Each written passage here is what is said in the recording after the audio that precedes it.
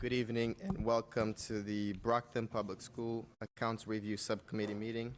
Today is Tuesday, April 28, 2026. It's currently 5:37. We are running a few minutes behind schedule.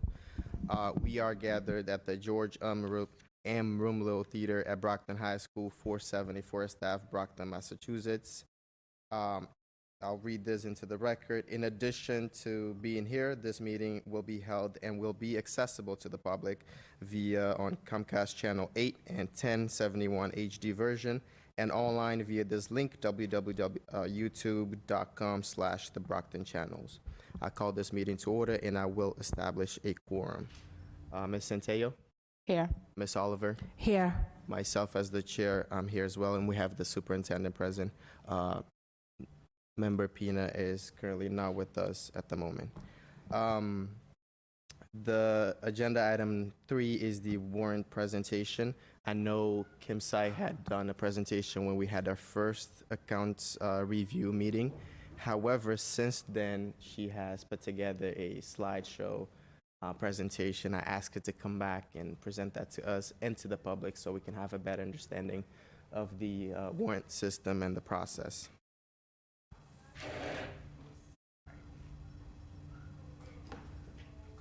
Good evening.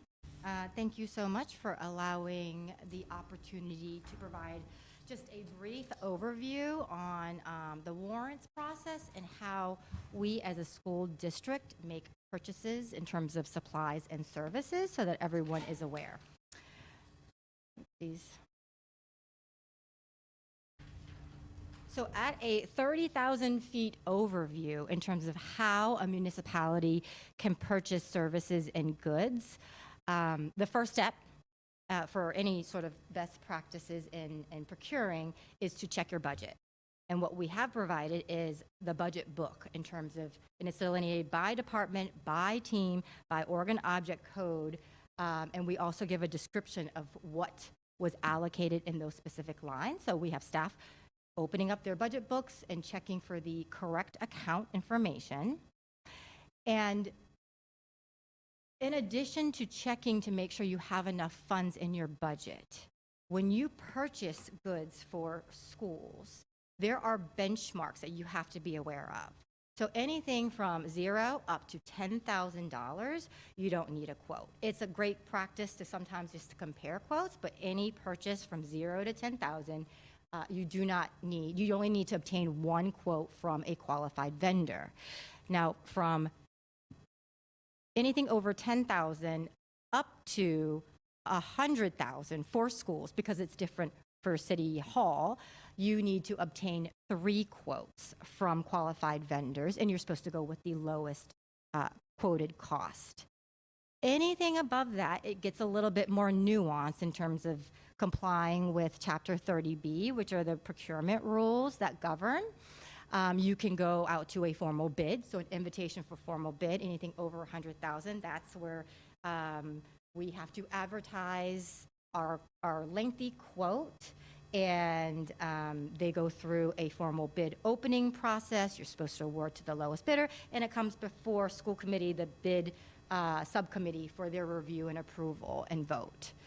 There's also exceptions to some of these rules, like you can purchase anything over 100,000, say for educational software. So there are some nuances and exceptions, and we work really closely with Mike Morris, who is the Chief Procurement Officer for the city, who has been extremely helpful in supporting the schools as we kind of get back on track and hire staff.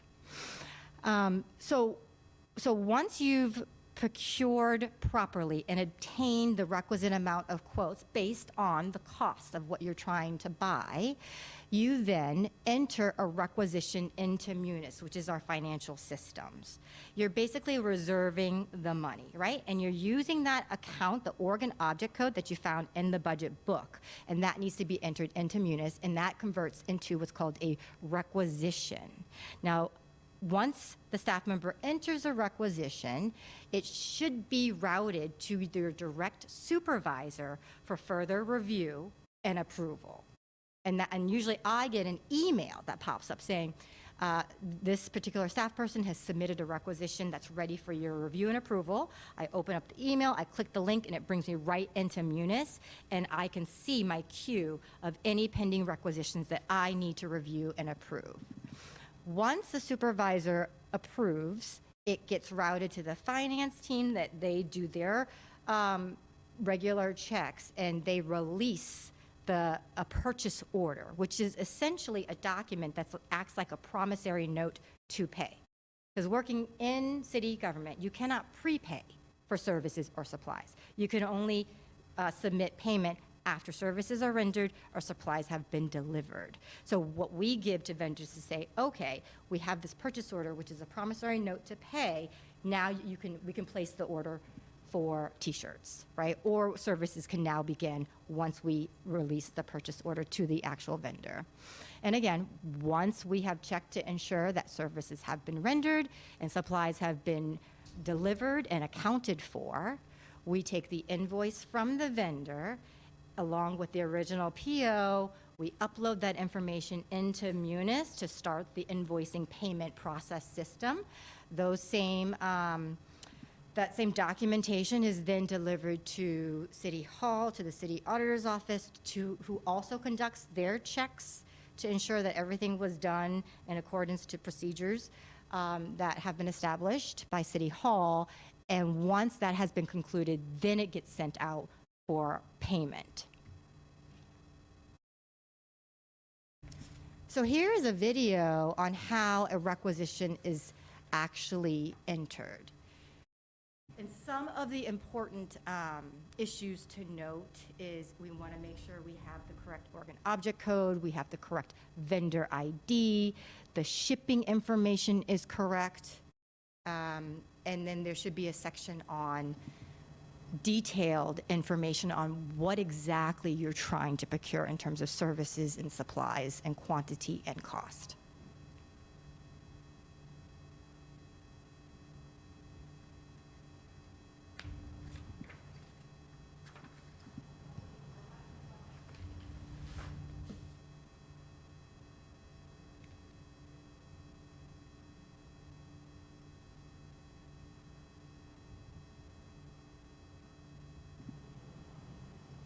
And here's where you enter the org and object code.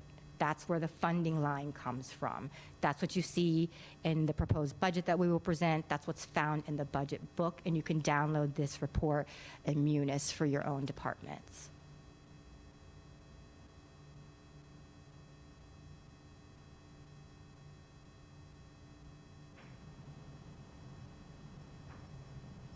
And once you're done, you could submit.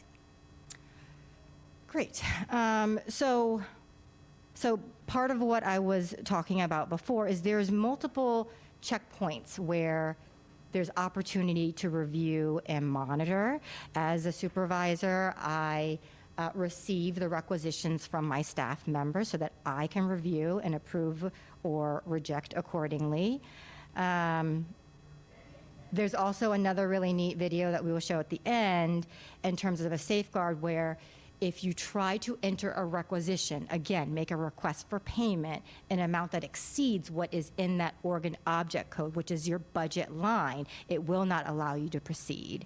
And also, the city auditor's office has been helpful, right? And because we're not perfect, sometimes we do get our purchase orders bounced back, our invoices bounced back, and they have provided targeted training based on some of the reasons why our invoices have been returned, but we're allowed to revise and resubmit for processing. And this is just a sample example of this picture on the right side of the slide as to the email notification that I receive when there's a pending requisition that requires approval. Hi.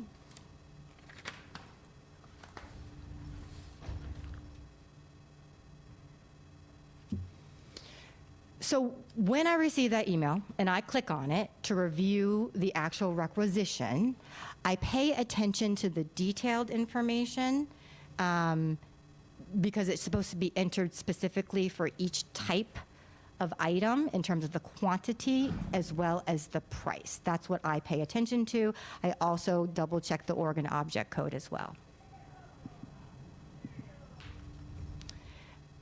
And just to give you an example of when I did have to reject a requisition, it was when I was looking at the PO line item detail information, and I looked at the quantity and the cost. The total cost did not add up, did not match to the total entered for the requisition.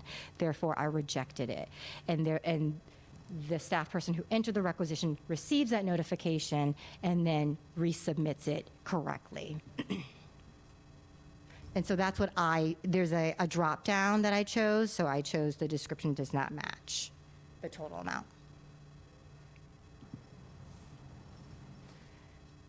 So say you've procured the goods and services correctly, you've entered the requisition, you've obtained a duly executed purchase order, and you've sent it to the vendor to say, yes, I want these services, and then services were rendered. The vendor will send you a paper invoice for processing, because remember, we cannot prepay for services or supplies in advance.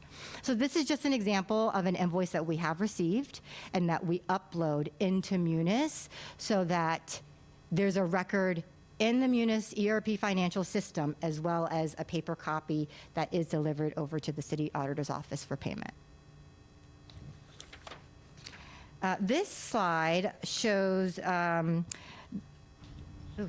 this video, we demonstrate how to look up a purchase order and review related documentation. So the information that we upload, we're just providing this video so that you can see how we would search for that attachment.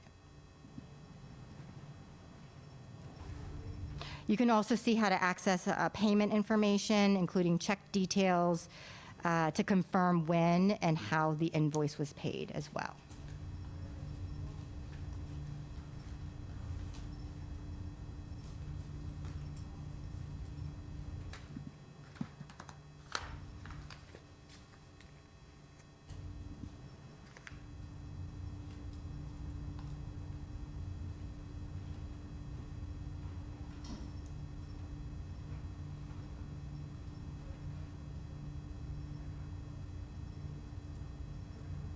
And there's a payment information and the date of payment.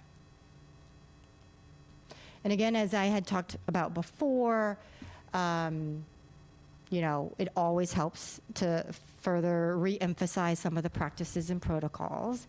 And the city auditor has come and provided tailored training on just various topics, including purchase orders and entering requisitions and submitting invoices. But they've also provided training on just vendor setup, how to appropriately reimburse employees and the documentation that's necessary to do so, re-emphasizing end-of-year procedures, which is very important, and any system improvements that we are working on as a district. This next video, we demonstrate how to enter a requisition where the total dollar amount exceeds the available funds in the Oregon object lines. So this is one of the safeguards that we were talking about.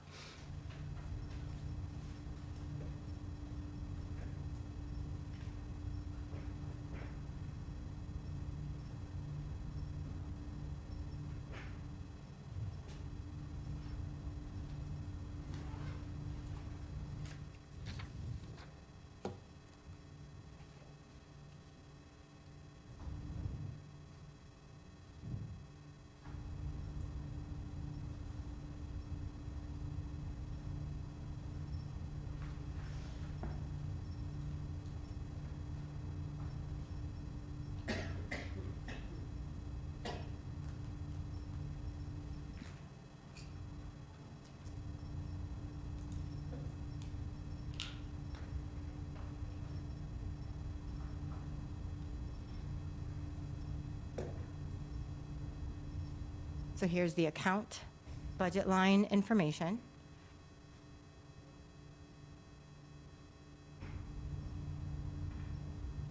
And then because it exceeds the total allotted in that line, it does not allow you to move further. So at that point, you can either revise it or resubmit.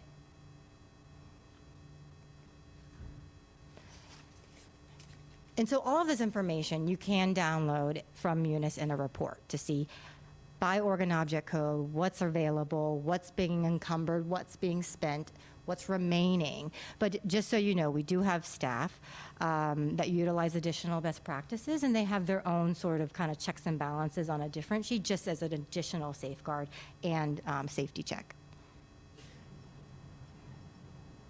So this kind of leads us to the warrant process, right? And we've talked about the warrant process before, where it is required by law for school committee to review payroll and warrants prior to payment. And the system that we have currently implemented is that when we upload that invoice documentation into Munis, remember where you can find that with the paperclip, you can download it from the financial system, that is automatically also dropped in these Teams folders by department.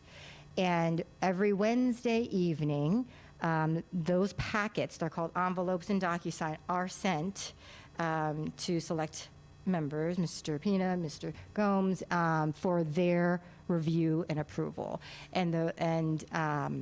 So the current process is it goes to the budget director, the superintendent, Mr. Pina, Mr. Gomes, and Dr. Clarkson for their review and sign off as well.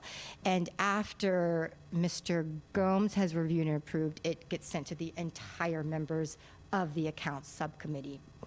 So you may have received several emails today, just so that you're aware, instead of sending you those files individually, it's much easier just to send it to you via DocuSign. But moving forward, you will get that correspondence after Mr. Gomes has approved.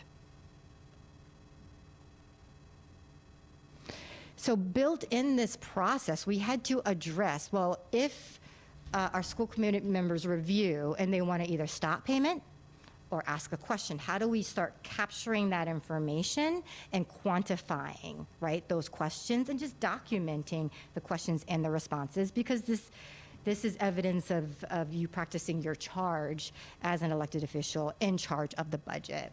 So we created a Microsoft form where we asked school committee members to submit their question, submit the purchase order number. We asked, do you want to stop payment, right, or continue processing, but I have additional questions. And so that is the results we can share via an Excel SharePoint file. And we can start quantifying all of the questions and the responses as well to demonstrate the work that we are doing. And that's it.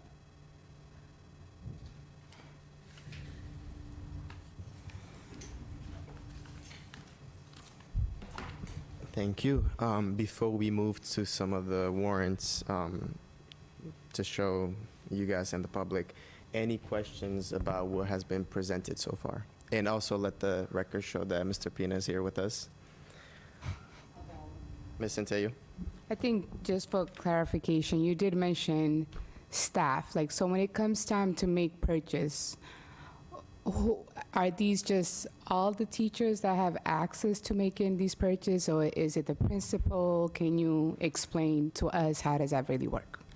Let me go ahead. So right now, we are finalizing the budget. So you should be able to see by org and object code what is requested in the budget specifically. It could be like educational software. It could be curriculum materials, right? And it is disaggregated by department and department code and the amount.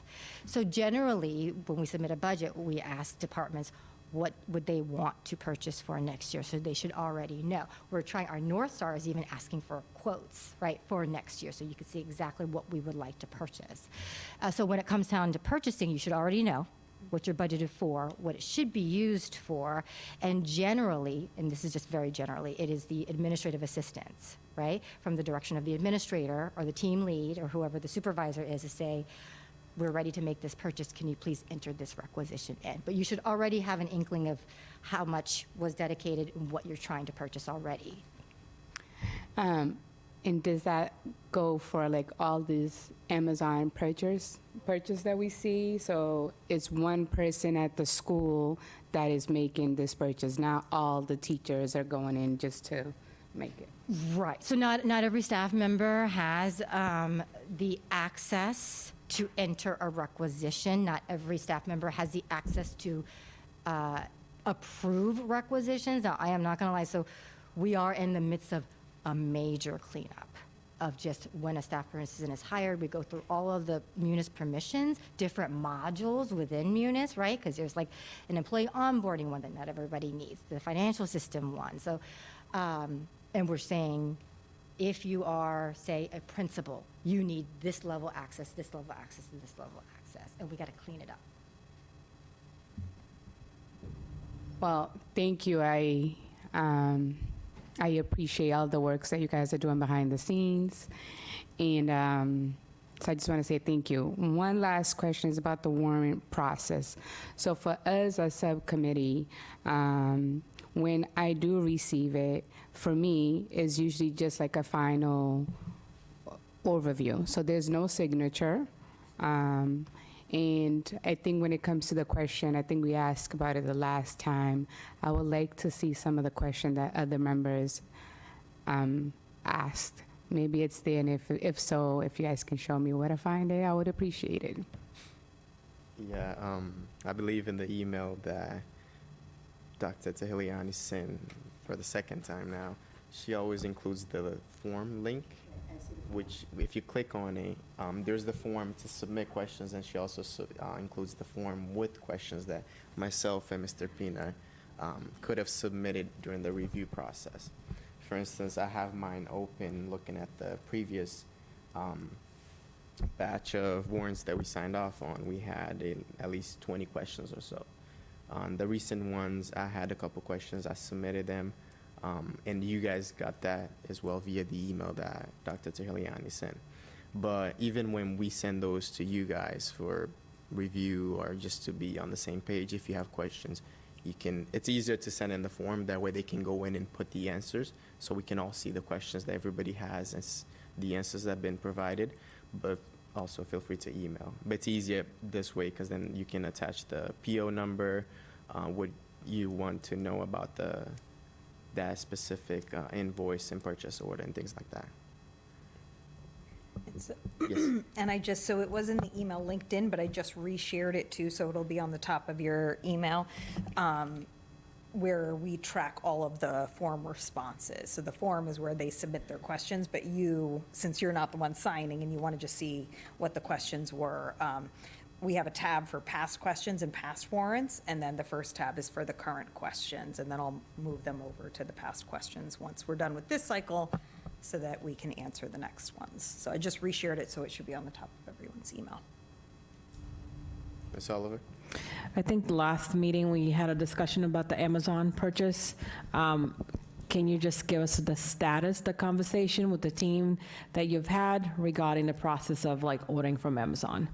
Absolutely. So we do have a procurement person who has started, who I think I had introduced to you guys last time, is John Foley, and hopefully we'll invite him to come and introduce himself at some point. But one of the first projects that we have had him launch is in looking at all of the Amazon purchases. So when last time we talked, we were looking at them more carefully, putting a slight pause on them while we kind of regrouped and figured out what the process should be moving forward to make sure that the leadership team was appropriately approving them all. Since then, he has been analyzing our overall Amazon purchasing to see what the purchases are, the major purchases, and then determining how we can then go out for a competitive bid on some of these products. So some of the items are specialty and one-off items that maybe aren't necessarily conducive to formal bid, but for the ones that are, he has started to solicit prices from vendors to see if Amazon is our best purchasing power. In doing so, we have seen that actually there are some vendors like Staples that is highly competitive and can fall within the same range as Amazon by doing this. And also, but there are, as we're comparing them to, he's noting that there are obviously some consistencies too in pack sizes and like what you can get from where. So he's going through and analyzing to make it very clear what the different comparisons are by unit price. So the next step that we're undergoing is, again, making it consistent what the pack sizes and unit counts are that we need for figuring out exactly the product specifications and equivalencies. And then once all of those are received, we're going to normalize pricing and complete a final comparison against the Amazon benchmark, and then go out to bid for some of those higher commodity items. One of the things that has been brought up is a more hybrid procurement approach, basically, again, bidding the high volume standardized items, but also continuing to use Amazon or Omnia for specialty and low volume purchases. So doing both, so figuring out what is the best bang for our buck. So they'll be following up with the IFB and with the recommendations moving forward. One of the things we'll also be doing is meeting with the principals, because we want to make sure too that some of these purchases, maybe they were there have been attempts in the past to purchase them in bulk that were problematic. So I know some examples got brought up of paper that ended up sitting and yellowing or like different products that then weren't usable after a certain amount of time. So we're also going to include principals in the conversation just to make sure that we're doing what is going to, not just what's fiscally responsible, but also what's going to be best for them and the actual end user, making sure that the students are getting the materials that they need and the quality that they want them in. So we are still going through the process, but I think we're in a much better place now to at least understand what all of those different Amazon purchases are and where we can start to leverage some economies of scale. Perfect. That's great. I'm glad that he came in straight working and getting things done and getting especially this Amazon orders under control. I think the only question I had, has he looked at the recent ones? Because I like all the books that was recently ordered. I mean, the prices are not bad, but I'm just saying, I think it was over 20 books or so. Just trying to see if this is going to be used for this year educational purpose, or is this for next year that we're trying to buy and now that we have the funds to buy them? I mean, generally at this point in the year, because our principals are spending down that supply budget, that can be to why you see more of those purchases now, because also too, they're trying to replenish classroom libraries, and so even if they're bought this year, a lot of our books are used multi-year. So they may be planning for the future, but they're purchasing them. And now that we're coming to the end of the purchasing cycle, they're probably expending funds on books that maybe have gone lost or gone missing, or they need to, replace them. So it can be a number of different things. And he's going to look at that also to see if there's a vendor that we can probably get all those books that we ordered on Amazon. I mean, the price wasn't bad, but if we can get another vendor, in bulks of the books, that we can have it throughout different classes, not just one classroom getting those books to get them replaced, but basically doing them in bulk if we are going to need those particular books. I mean, I did like all the books that they ordered, but definitely just so we can see if there's a vendor of bulk instead of just buying separately just for one classroom. Yeah, no, that's a great point. And I know last year, for example, there was a bulk purchase of, I believe, $98,000 worth of books that where the titles had been collected by Karen Spalding, the assistant superintendent. And so that was more a district-wide purchase to be distributed. But then you do see the ones where it's more specific to certain classes. So we can definitely look into that and see what those titles were and if those are titles that maybe we want to have more broadly around the district. Thank you. I appreciate it. All right, question, Mr. Prina? You mentioned a swear word. Yeah. You said spending down the budget. Oh, We're okay. not doing that, right? Well, I mean, you do want to spend your budget. So you had mentioned last time too that in many of the principals have those classroom supply line items that they are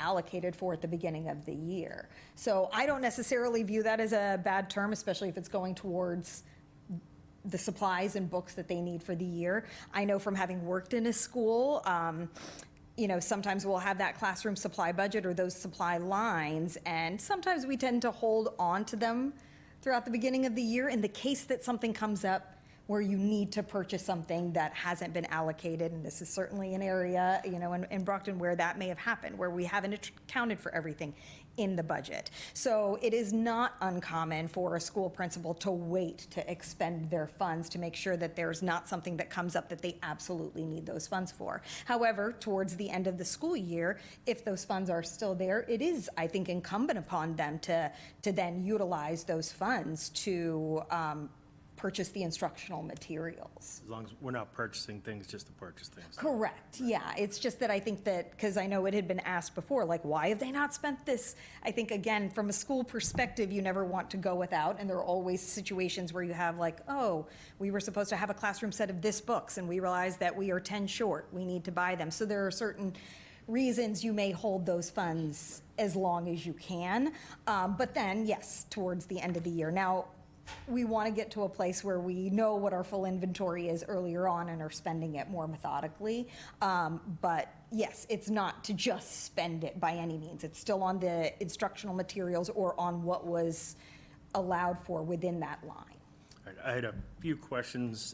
They're not specific questions, so I didn't put them on the spreadsheet. But what is the district's policy governing the allowable purchase of food and beverages? Obviously, as I'm going through, and again, like I said, I don't want to stop each one. It is what it is because I know there's not a policy. So when we're looking at food and beverage and incidental items, what is the policy on the allowable, what they can spend on it?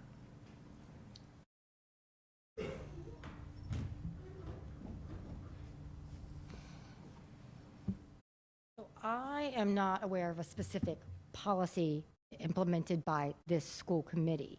However, if you give me some time, I will search. There was a municipal law newsletter that spoke to various things like fundraising or retirement dinners and food that has like a plethora of different categories. I'd be happy to send.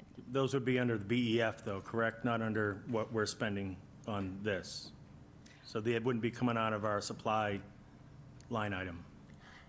Not necessarily, because I know that there have been some purchases, for example, for community schools.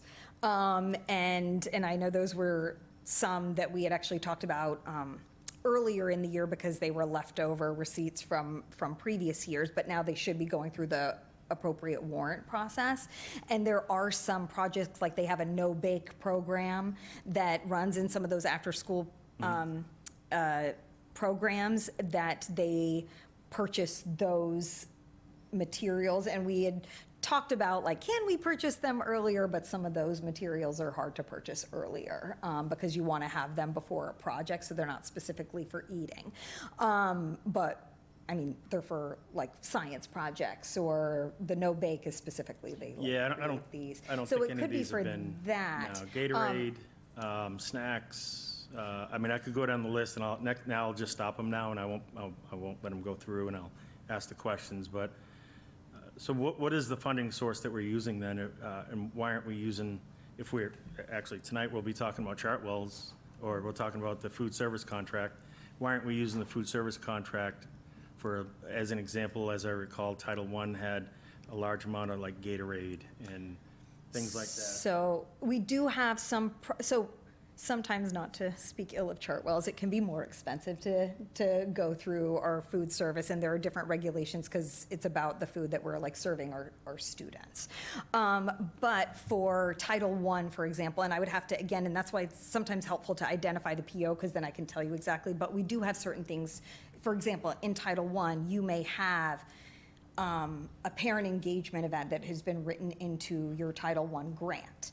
And so, for example, some of those children's museum events, there may be water that's purchased for parents or Gatorade. So that is coming, it's a warrant that you'll still see because it's hitting a bill, but it's hitting our Title I grant, and it has been funded through that because it's allowed for under parent engagement. Now, there's there are some things you may never see, like hot food, because hot food is one of those things that's in a municipal law that is not allowed for under certain expenditures, even, well, Title III allows for hot food for some parent engagement events. And there are all these Right. there are all of these different nuances and exceptions based on what the funding source is and what the end result is. So we do have in some of our parent engagement or other community events, snacks that, or an allowable expense that we've written into the grant for those kinds of expenditures. And that would be why you were seeing those. The BEF ones that you're speaking about, like the ones that I see that will hopefully be passed along to the BEF, the new board, when we put it into place, those are the ones where you see a lot of like the pizza parties and things like that Right. are coming out of the BEF, and those are generally like rewards or different kind of events that are happening at the schools. So that comes from those accounts. So because this is still accounts review, can I ask you some questions on the transportation? Is it regards to the bill, recent warrant, or We pay for transportation, yeah, we sure do, yeah. go for it? Just for my own knowledge, what was the school department's original requested amount of the non-net transportation in last year's budget before it was changed?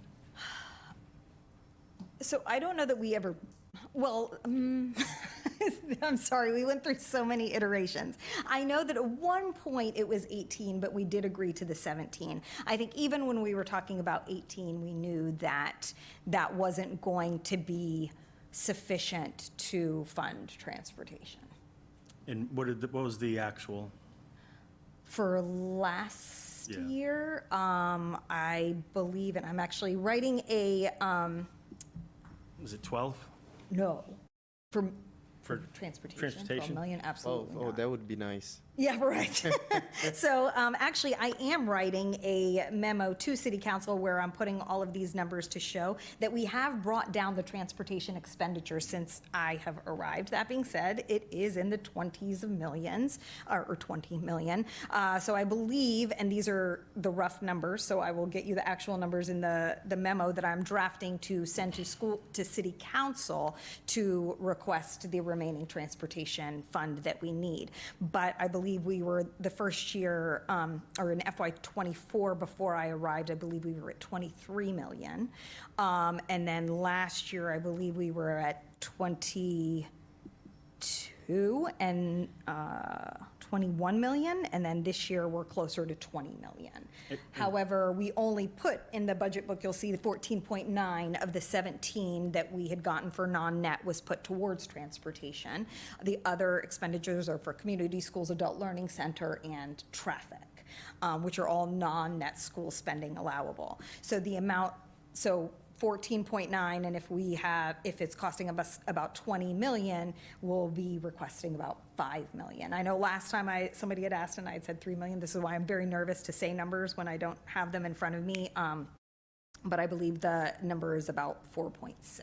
So when I'm looking at the McKinney-Vento and the special ed transportation costs, those are separate from the yellow bus and van, we'll call it, transportation costs. So what is the yellow bus and van transportation cost?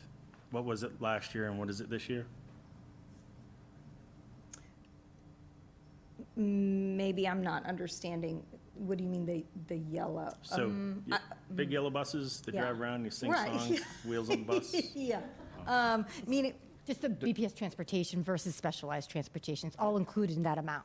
It's oh, all the yes, line. that's included? all included in that amount, sorry. Right. So as far as like what it was just for gen ed versus specialized transportation, that's what you're asking, is that breakdown? Oh, that I don't have in front of me. So what is, if we knew that it was going to be over 20 million, why didn't we ask for the 20 million? I think we did in the conversations talk about what the actual cost was, and that we wanted to get as close to it as possible. But like I've mentioned before, we were working with the city to try to make sure that the entire budget was balanced. Just in all honesty, I think We have not, as a city, appropriately budgeted for transportation, and it is a required expense, and it's a required non-net expense.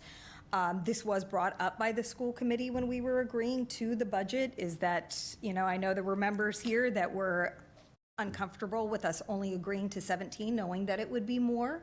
And I agree and understand. However, I guess the issue that we continue to have in the city of Brockton is, what do you do when the money's not there? But just for the record, what happens if we don't get those funds from the city and it's an unfunded liability that the city has to pay by law?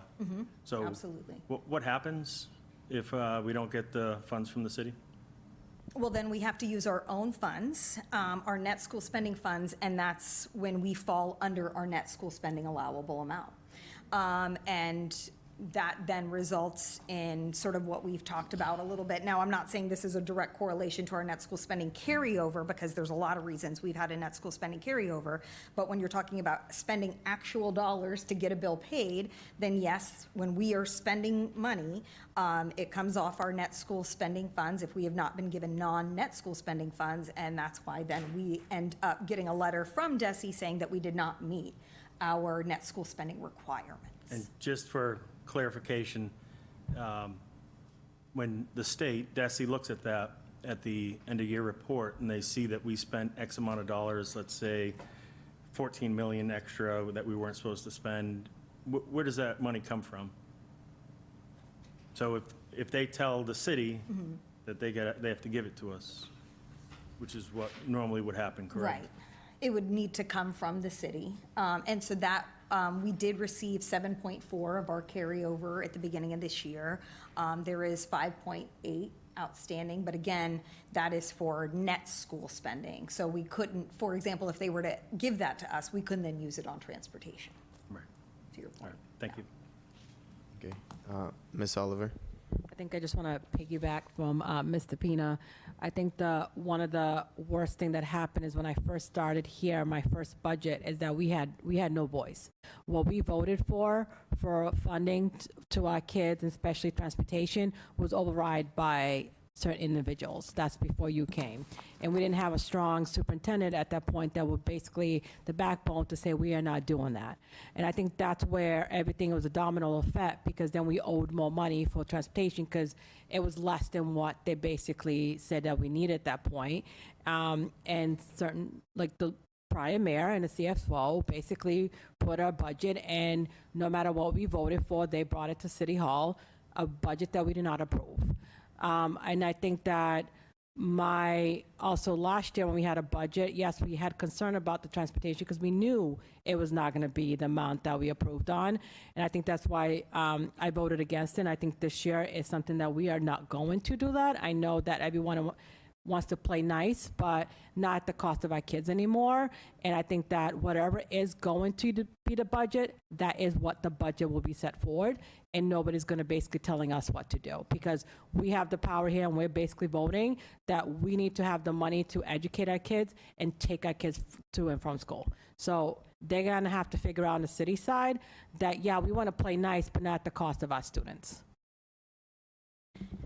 And I think to that point, when we brought transportation in-house, from my understanding, again, of not being here, that there was sort of a flawed methodology to the 12 million that you mentioned. I think there was a lack of understanding of what transportation cost all around, and that was because of the budgeting issues, right? The fact that things weren't broken down as they should be. So when you were hearing the $12 million, and when that was only accounting for a portion of transportation, that wasn't accounting for the entire thing. It was never costing 12 million. So when I first arrived, we did do our best, and that's when I got to first see how the budget wasn't laid out appropriately, because we had to go into all of these different places to try and aggregate the cost and figure out what did transportation cost for gen ed, for our McKinney-Vento, for specialized transportation, private transportation, field trip, athletics, which are actually net school spending worthy. So how could we tabulate all of it? And it was very difficult to do because of the way the budget was kept.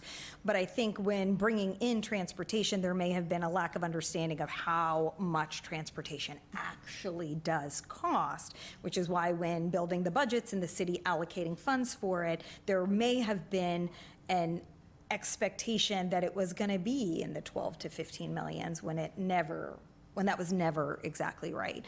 Another thing that I know I've brought up in the past when we were talking about our transportation costs is the transportation business plan that was approved by school committee and then city council did not include a maintenance plan.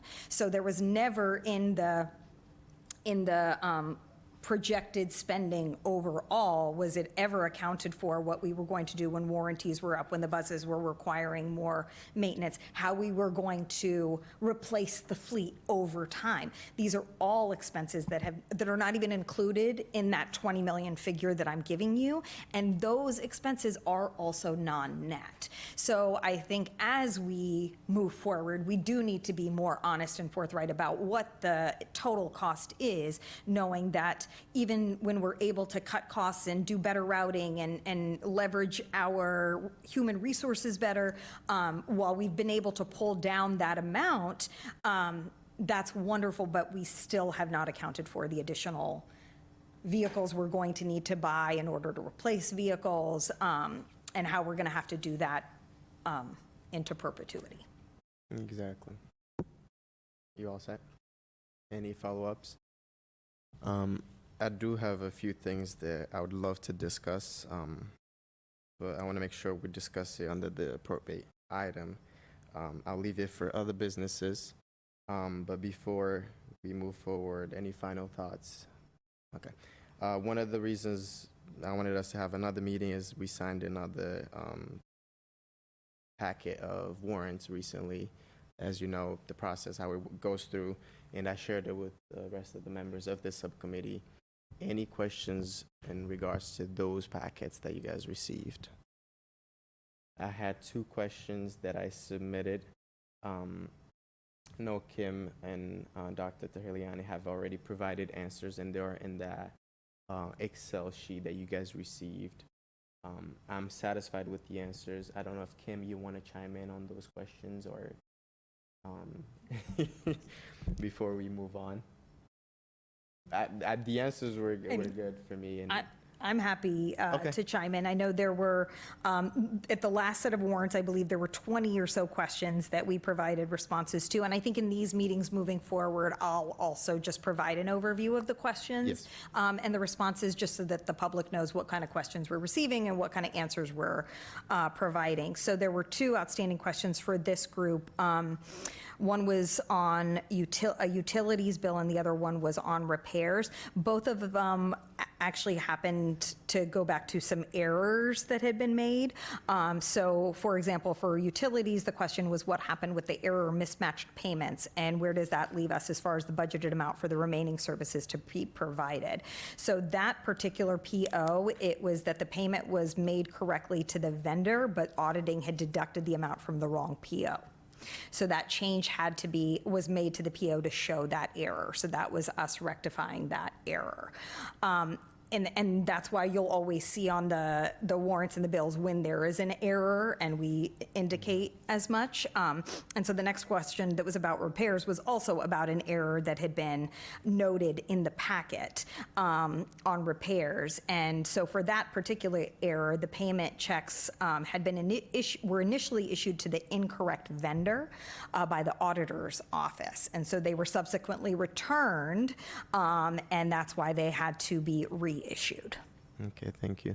And that also goes to show the importance of having other individuals review some of these, even though I appreciate the fact that a memo was included with the packet saying this was what took place and this is where the error happened. But even for school committee members reviewing these and signing off to see that and be able to follow up with questions, it's very important. Mr. Pina. I'm sorry, I forgot I had 2 other questions. Go ahead.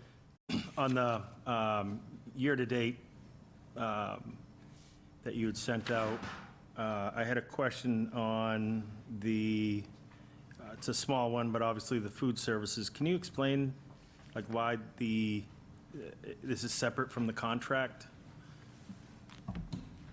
It's on net spending, food services, 1706 was the budget, and it is at a negative 5,401.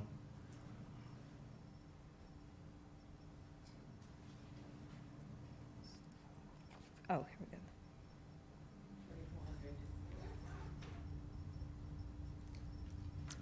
Then while you're looking at that one, the other one was going to be on the building maintenance or maintenance of buildings. Is that not facilities? Is that not the city's responsibility? Is it the school's responsibility? If it falls under 150, and yeah, there are certain different Okay. requirements, because And we're making sure that they fall under that? yes, there is some facilities maintenance that does fall under us. That seems like a large amount. Is that because I'm sorry, I'll let you go back and answer the first So question. food services, so, invite up, oh. Yes, 3,400 food services. 1,000.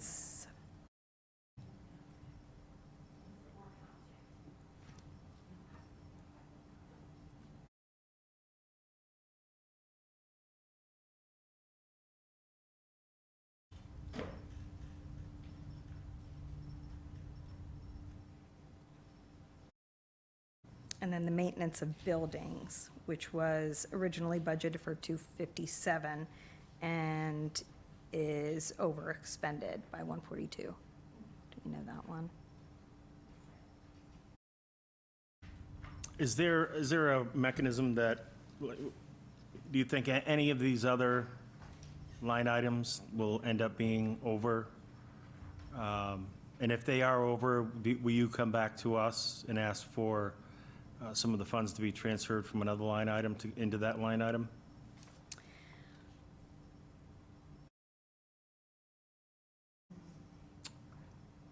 So, yes, we do come to request transfers. I'm sorry, do you happen to know? So this is a good lesson, because I think moving forward, when we ask OA to generate these year-to-date budgets, I need to see the organ object code. Because they're categorizing some of these expenses, right, together, collapsing, but I need to see the organ object code line to determine whether it's like school committee ordering food or not, and what the reason is for a negative.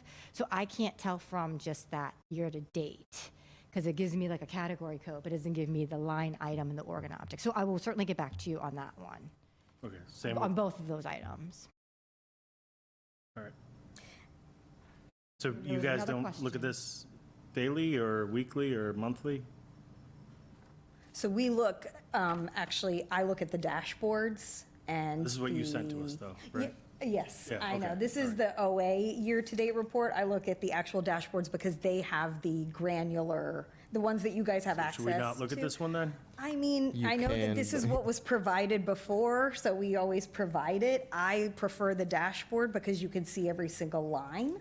And so I know, like, I was at city council the other night, asked a question about the school committee line, in fact, and I was able to, I can't just tell from here. I have to go in and see what the actual expenditures are.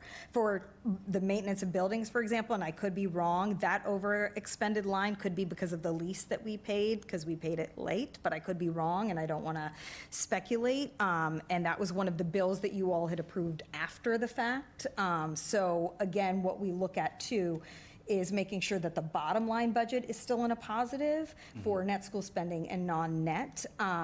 That's what we're looking So at. can we, instead of sending this one out, can you send us, at least tell, I mean, we have access to the dashboard, but when you send this one out, then Right. we're gonna ask questions on it. Would you not send this out then? Or, I mean, I would so say here's the to- thing. Since I've come, we've got all these different tools, and I know the tools that we have created, that we have provided to you all, and those are the ones that make sense to me, but from what I've heard is when we stop sending certain things that people are used to getting, then there are questions. I'll be honest, I do think that we could be doing this in a more efficient way where everything is lining up. So yeah, I mean, we're happy to come up with a format that I think would be more helpful, because I know Troy also sends out a format that's very different from the one that we send out or that Open let's not talk Architects about provides. But that's why, I mean, I like the live dashboard because Yes. I can go in and see where things are expended. So, and that's the one that I know you guys all have access to that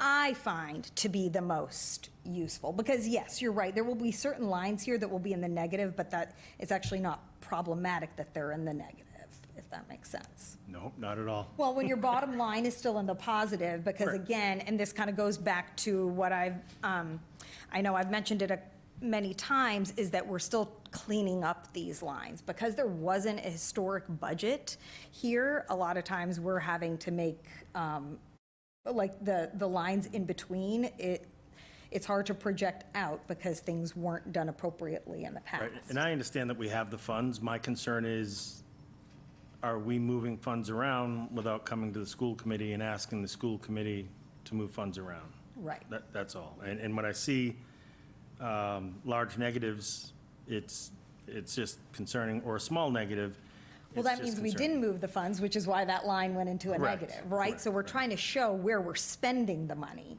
It's just showing that line as a negative, but if our bottom line is at a positive, do you see what I'm saying? Because we want to show what the actual expenditures are in each line, so that when we create a budget for next year, we're populating those amounts appropriately. And that's sort of the problem that we're having right now, is that because it wasn't done cleanly, and that's why we could transfer it out to make it all in the positives, but that's then when you have to ask for a transfer, and that's not what we're trying to do either. We want to clean it up to figure out what is the actual expenditure, so that we know moving forward for that food service line, exactly, like, we put in 1,700, but we've spent 7,000.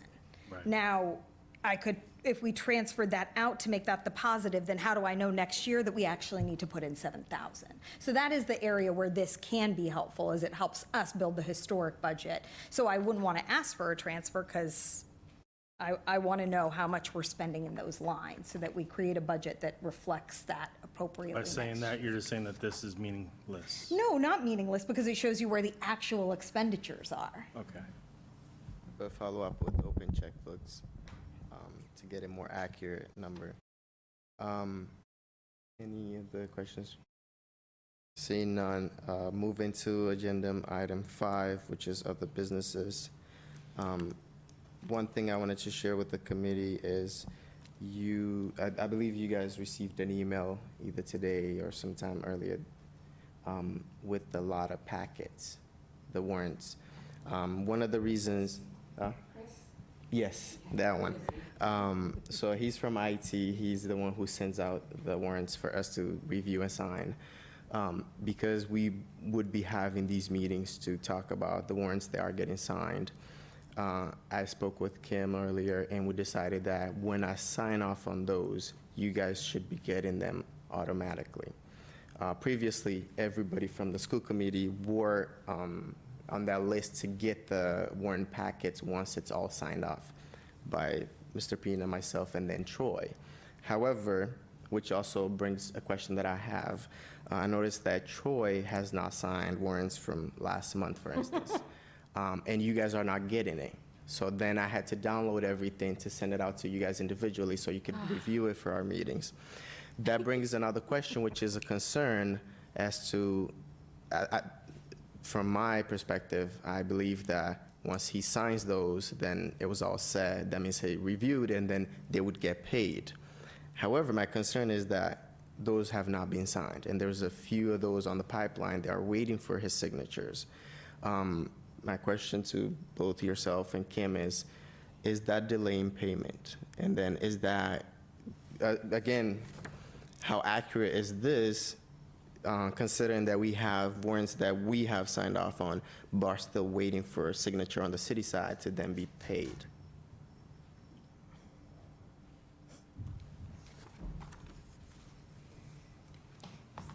And mind you, these are extensive packets that we get. all But the, they're getting paid, right? Because remember, part of the question was pause payment or continue processing payment, right? So they're getting paid. We just need to make sure we formalize our own internal processes of signing off in accordance with state statute. So they're getting paid those warrants that you did receive.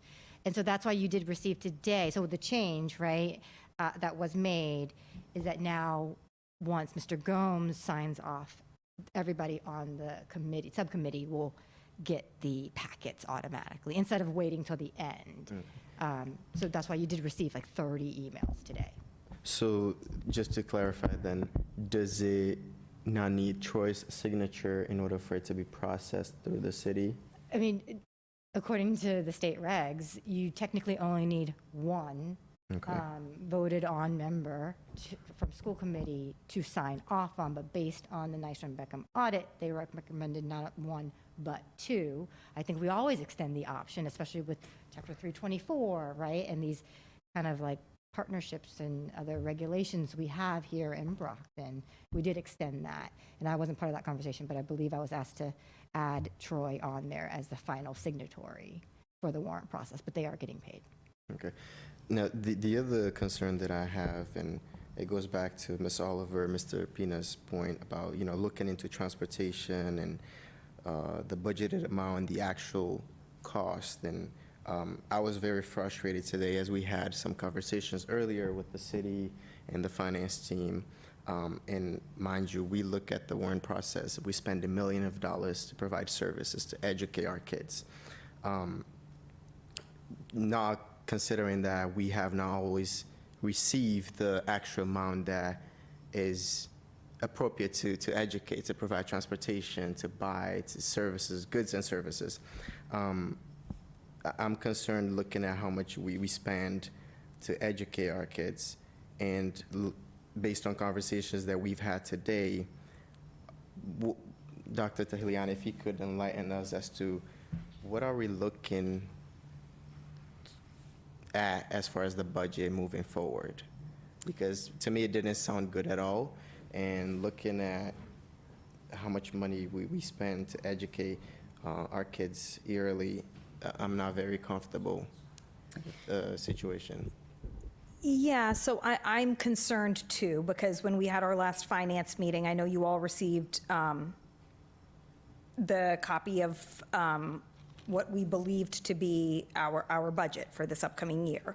It stated that there was $254 million towards our net school spending and $20 million for our non-net school spending. I know this was when Dr. Clarkson was here, and I mentioned that I was pleased that we were getting closer to the actual cost of our non-net school spending expenditures. I also confirmed, or tried to confirm at that meeting, that even with the pension obligations, that our what we were being requested to pay was $11.4 million as opposed to the $10.9 from last year. I did hear Dr. Clarkson say that could potentially change. I didn't believe it to be able to be changed by millions upon millions. I thought maybe a change might be, I don't know, to $12 million. I think my concern right now is that from what I heard today, and I do not have a spreadsheet with numbers to provide to anybody that is different from what you already have. But what I heard is that the $254 million has now fallen to $250, but I don't have backup documentation to explain why. I believe the $20 million is staying the same, but again, I'm unsure. But I also heard that the $11.4 million could be going, the $11.4 is in addition to something. And I think basically what happened is we received an email from Dr. Clarkson saying that we would get the follow-up calculations. And I think we all have a very different understanding of what the email is saying. We met with the city auditor and today to get their interpretation of what it's saying. 11.4 is in addition, but in addition to what? I'm unclear. But this is sounding like a swing of what I believe to be the money that we were getting, or that we had agreed upon for next year, swinging anywhere from $4 to $20 million. And it is essentially impossible for us to create a budget not knowing what those amounts are. My understanding was that we were creating a budget based on the numbers that we had received at that meeting, because they had been displayed publicly, provided to this committee. I felt, and then I know you followed up to see what was the change going to be to the 11.4, if there was going to change, and you followed up multiple times. I didn't hear about any change, so I assumed we should be operating as if those were the numbers. Today I've heard that those aren't necessarily the numbers, but I am unclear what the numbers are. Are we fighting for this one? And also, just to speak to the signatories, yes, once you guys sign, that's when the release of payment, it happens. But I believe it said in the Nystrom-Beckman Paris report that somebody from the city should sign. Did it say that? Oh, it didn't say. So it just said at least one signatory from the school committee, because before it was going over there without two from the school committee. I will say that in my former district, the city CFO signed our warrants as well, and there was no Chapter 324. Again, it just fell under the purview of city finance. So I believe that to be a good practice. So I recommend, and we did get confirmation from Mayor Rodriguez, that the final signatory should be the city CFO. I do agree that that makes sense and that it should be that way. But yes, I do recognize that while we have added Dr. Clarkson, he has not been signing off on our warrants. And I do believe, and I'm just going to say very clearly, that I know we are talking about Chapter 324 a lot, and even talking about potentially amending it to expand the CFO's responsibilities. However, if the warrants are not being signed by the city CFO, I am concerned about expanding responsibilities when I believe to be what the core responsibilities aren't being fulfilled.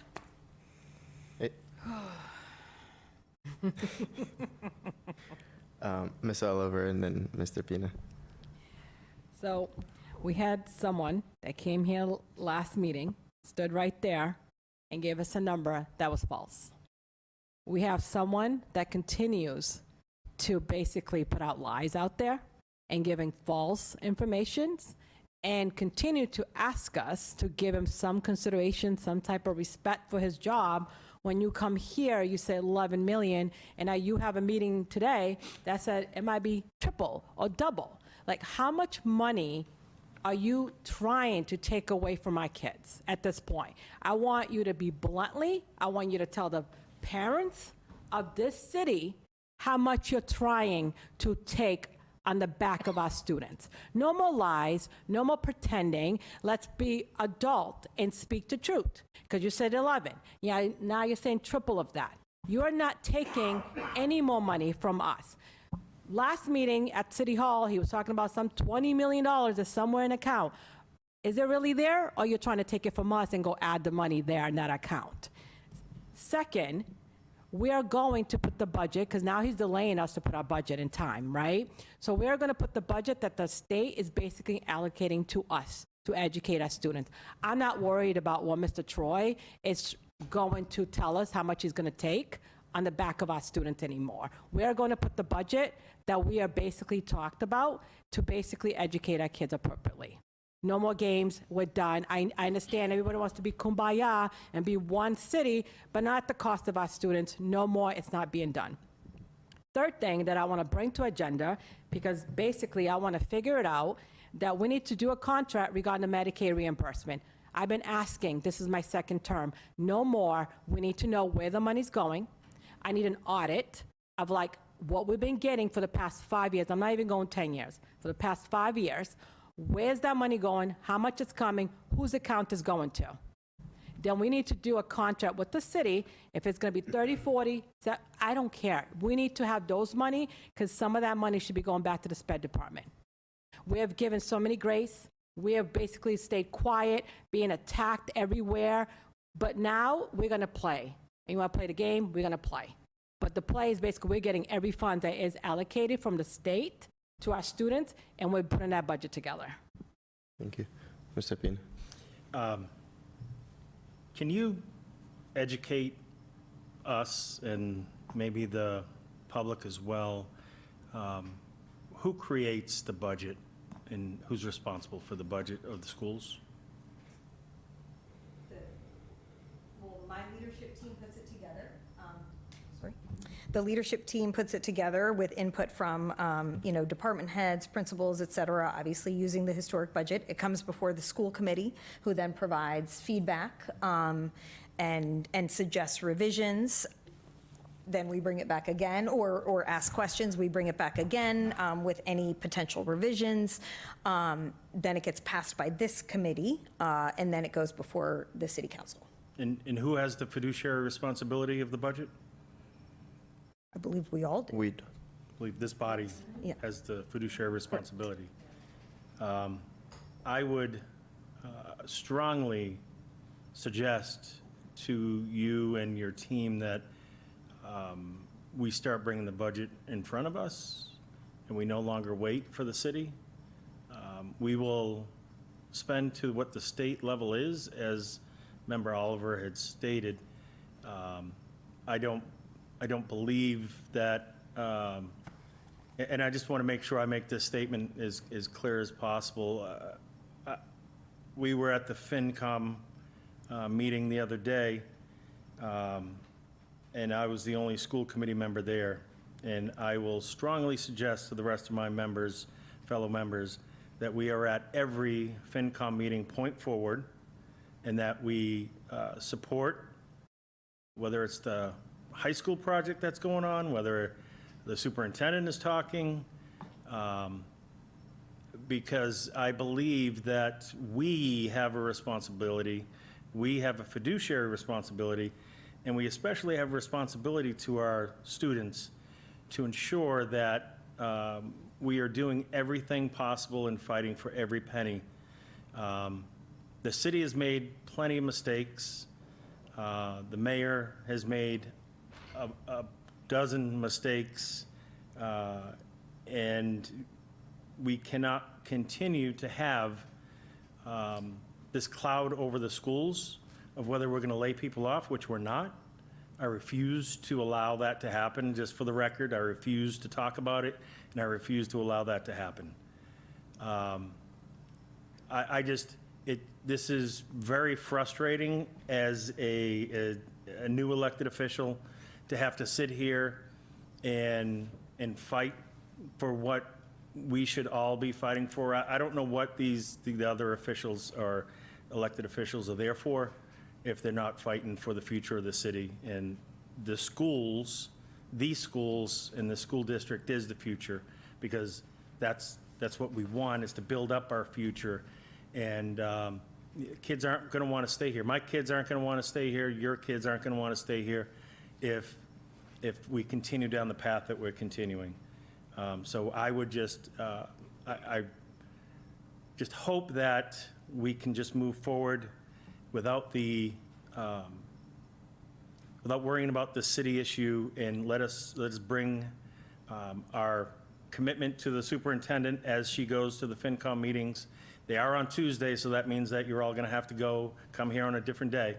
actually, I think they're supposed to be Mondays. It happened on Oh, they Tuesday. changed? No, it's usually Mondays. Oh, okay. But it happened on Tuesday Oh, it was because a it was holiday. a holiday. Okay. Yes. So And we were watching live too. I was gonna go, it's a but different thing when, listen, it's different when we're sitting there, and the superintendent didn't speak, but Mr. McCaskill did speak. Mr. Sullivan, Kevin Sullivan spoke. I think that it behooves us as a body to be behind them 100% when they're speaking outside of this. We can make fun of them and do everything while we're in here, but once we step out of here, we got to back them up. And because that's what Brockton is, and that's what Brockton's always been. thank you. No, I think that's where we as a committee member all share similar perspectives. We share the same position. We want the best for our students. We want a new high school. We want them to be properly educated, and meaning we get the proper funding that we need to educate our students. This is year 3 for me, and it has always been a struggle from year 1, battling, especially when it comes to finance, to get the most amount of money appropriate to educate our kids. And I'll be honest, I'll say I had high hopes that things were gonna, the light was gonna start shining and things were gonna look bright moving forward. However, it continues to be a battle back and forth to get, just to, as we discussed today, numbers, to get numbers. 2 + 2 has to be 4. There is no turnaround, there is no circumventing that. So the fact that we're struggling now and the numbers keep changing, going back and forth, up and down, and it never goes in the direction that we are happy, that we're saying this is okay, this is appropriate for our kids, for our students, is a concern. And that's why I had to mention that, because as I'm reviewing the bills that we pay, what it takes to educate our kids, and we're looking at the budget that we're drafting for next year, I'm disappointed. And Superintendent can attest to this. I said the same thing. I said, bring the budget forward. They bring to the city council what we vote for. If we need to battle, if we need to go to fight after that, so be it. And I'm pretty sure everybody on this committee will stand by that.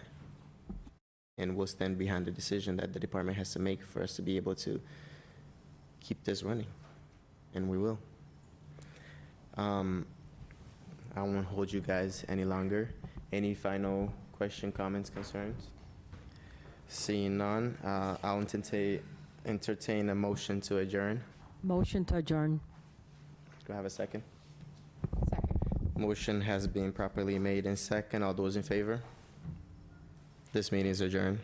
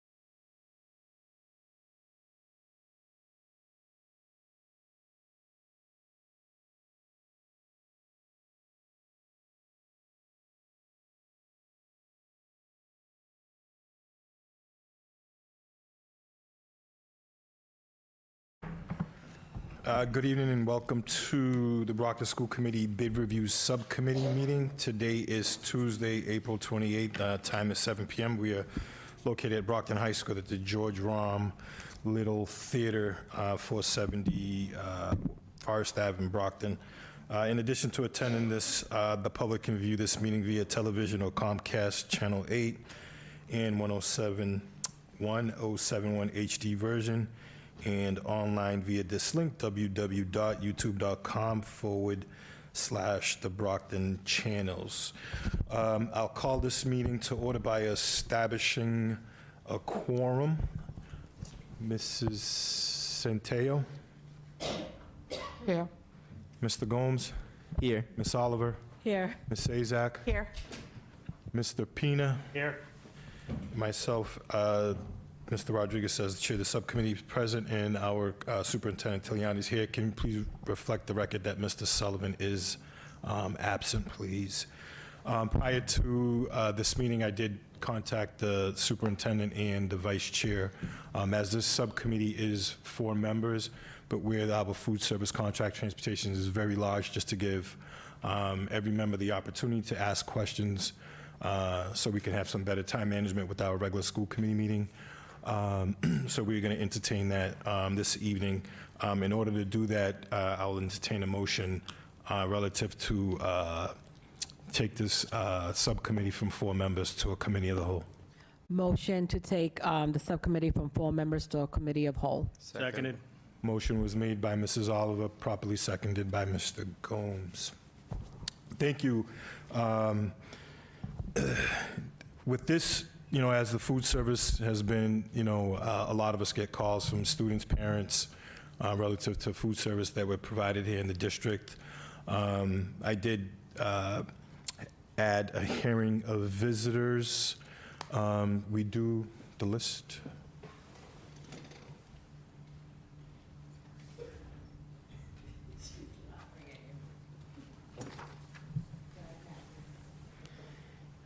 We do have one visitor, Mrs. Ella Pina. If you can take to the podium.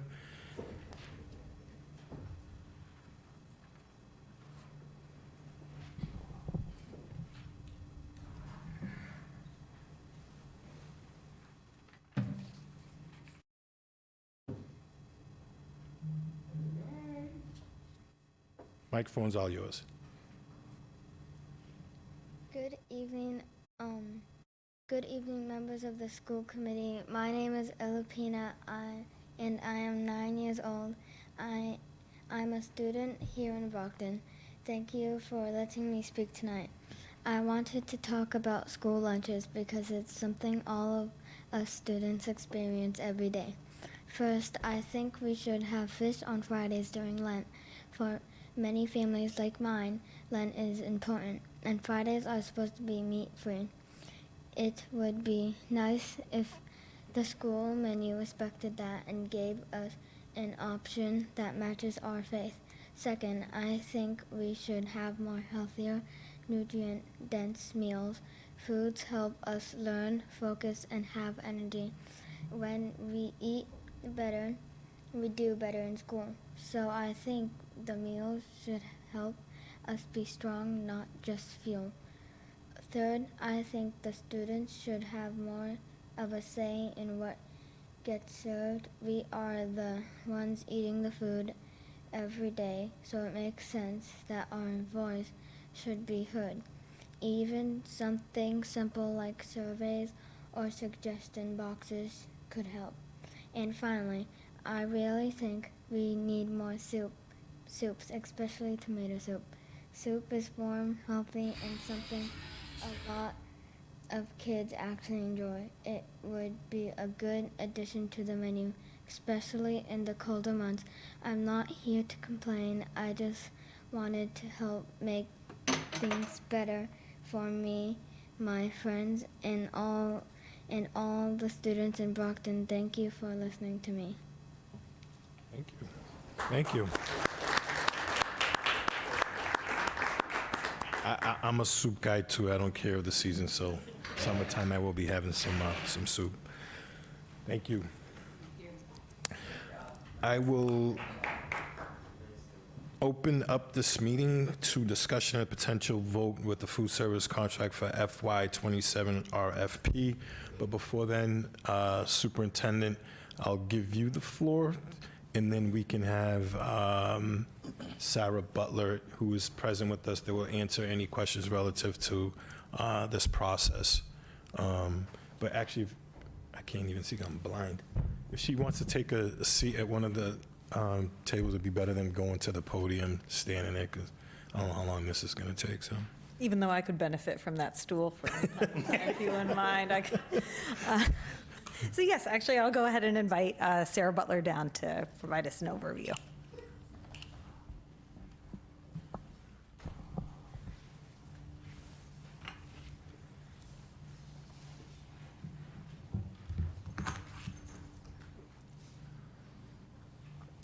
Just bring it closer to you. Can you hear me? Is it on? So thank you for being here today. I just wanted to bring forth the food service RFP in front of you. And so this process is a little different than a regular IFB. So this process is based on merit and not based on lowest price. So what we do is have an evaluation committee come together, and we evaluate all of the criteria based on the RFP that's outlined, and before we open up the prices. So there's discussions with the evaluation committee, and then there's rankings for highly advantageous onto unacceptable, and then we open up the price proposals, and as the evaluation committee, we then come to the school committee and provide our recommendation based on that evaluation process.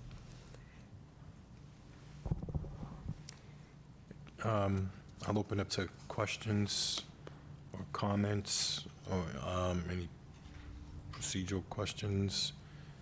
But I'm not sure if everyone has questions, but I want to do this is just work way around the room and just give everybody the opportunity to ask 2 questions max, and then we can work back around so we just don't stay on one person bombarding with questions. Ms. Cynthia? Mr. Gomes? I know we talked about this. I've spoken with a few of you guys. If you could just guide us through the process, the selection process that you guys used, the review committee used to select the ones that you guys are recommended for this body, that would be nice. Yep, so I'm pretty sure you all got the RFP. And so in the RFP, it outlines all of our minimum criteria and then the criteria that we go ahead and rank. So as the evaluation committee, we went through there was about 10 of them, I believe, evaluation criteria. So we went through each one. We read each bid that was submitted and ranked them all from highly advantageous onto unacceptable based on the criteria that's outlined in the RFP that was advertised.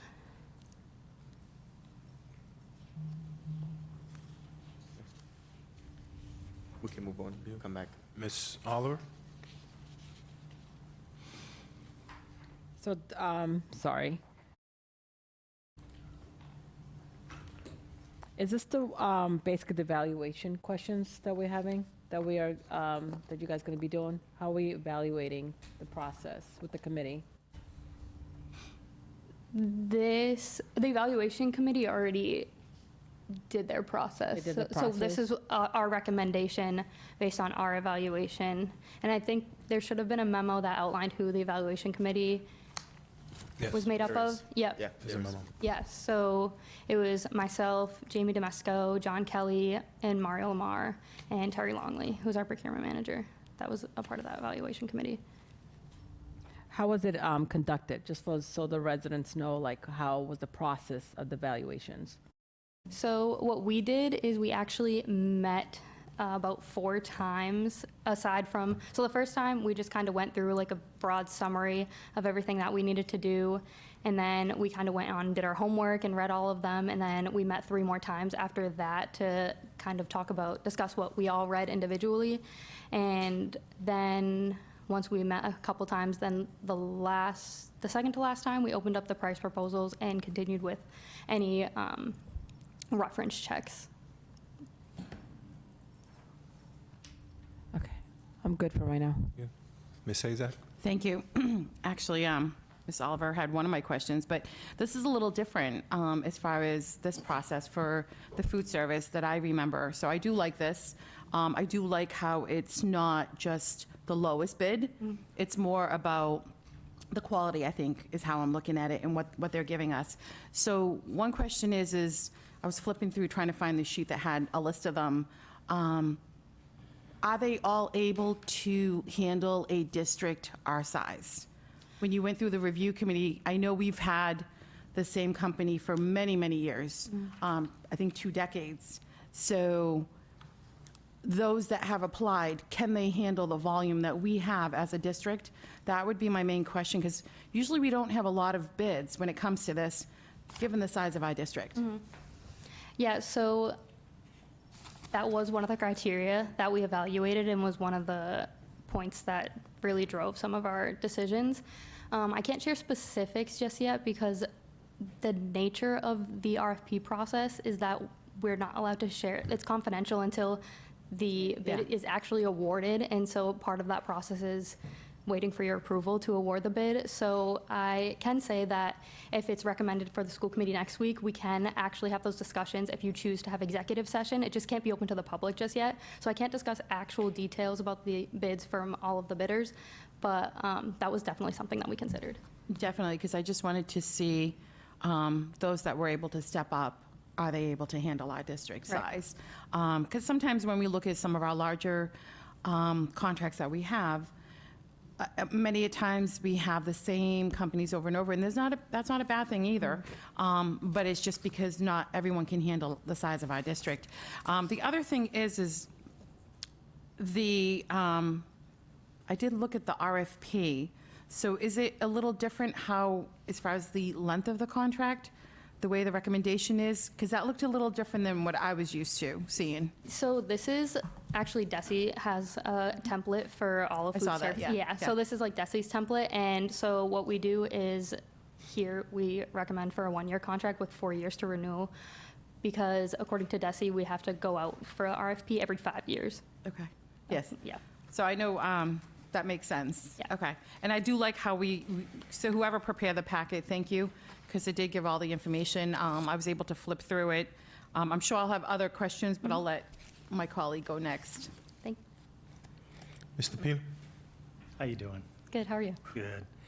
Will the contract require the vendor to maintain a public-facing performance dashboard, and will it include at a minimum monthly participation rates by school for breakfast and lunch, financial performance compared to Schedule G, guaranteed return, reimbursement rates, meal counts, and food waste metrics?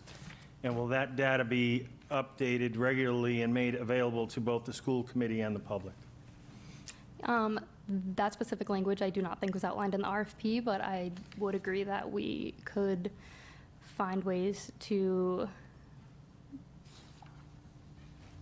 represent that in other in aspects, and so I don't see why not, but once it's awarded, and we can work with the vendor to make sure that we are adhering to all your needs.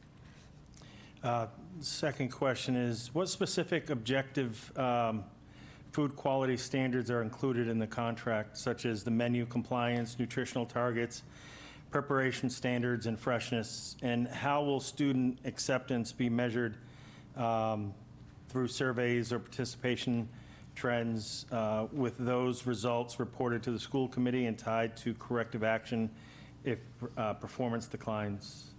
So I know in the RFP, for the menu specifically, it requires the USDA guidelines for all of the nutritional value. So that was one of the aspects that we rated the menus on. And can you just repeat the rest of that question? Sorry. Yeah, so it's, we're looking at what the specific food quality standards are included in the contract. So more or less, I'm asking about the new standards to ensure that not only the new standards, the more high-density foods, but also that how is it being maintained? I have an idea of possibly doing random checks at schools, because I know when we get things from the current vendor, they're much different than what the students get. So my question, remains is that is there a way to track, and what are the metrics that are going to be used to ensure that the quality stays up, that the freshness and so forth, and just to make sure that the school committee maintains its oversight ability over the contract? Yeah, so based on the criteria, I think we can definitely hold our food service vendor accountable for all of our standards. And so I think once we implement this new contract, we can hold the food service vendor to those standards, and however we see fit is how we can implement whatever we see fit to make sure that they're keeping up with those standards. And if I could add to that too, because they're as part of the evaluation criteria, it was very clear that these are requirements. So for example, it says very specifically to increase participation at all levels.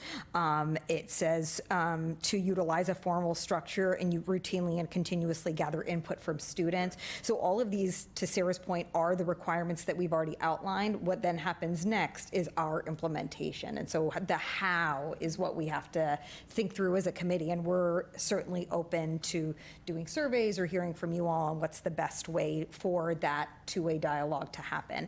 I know that we do have some data too already on the participation in the past, so that we can compare it over time to make sure that the participation rates increase. But I know we also do, one of the things that we look at is the amount of return that we receive too.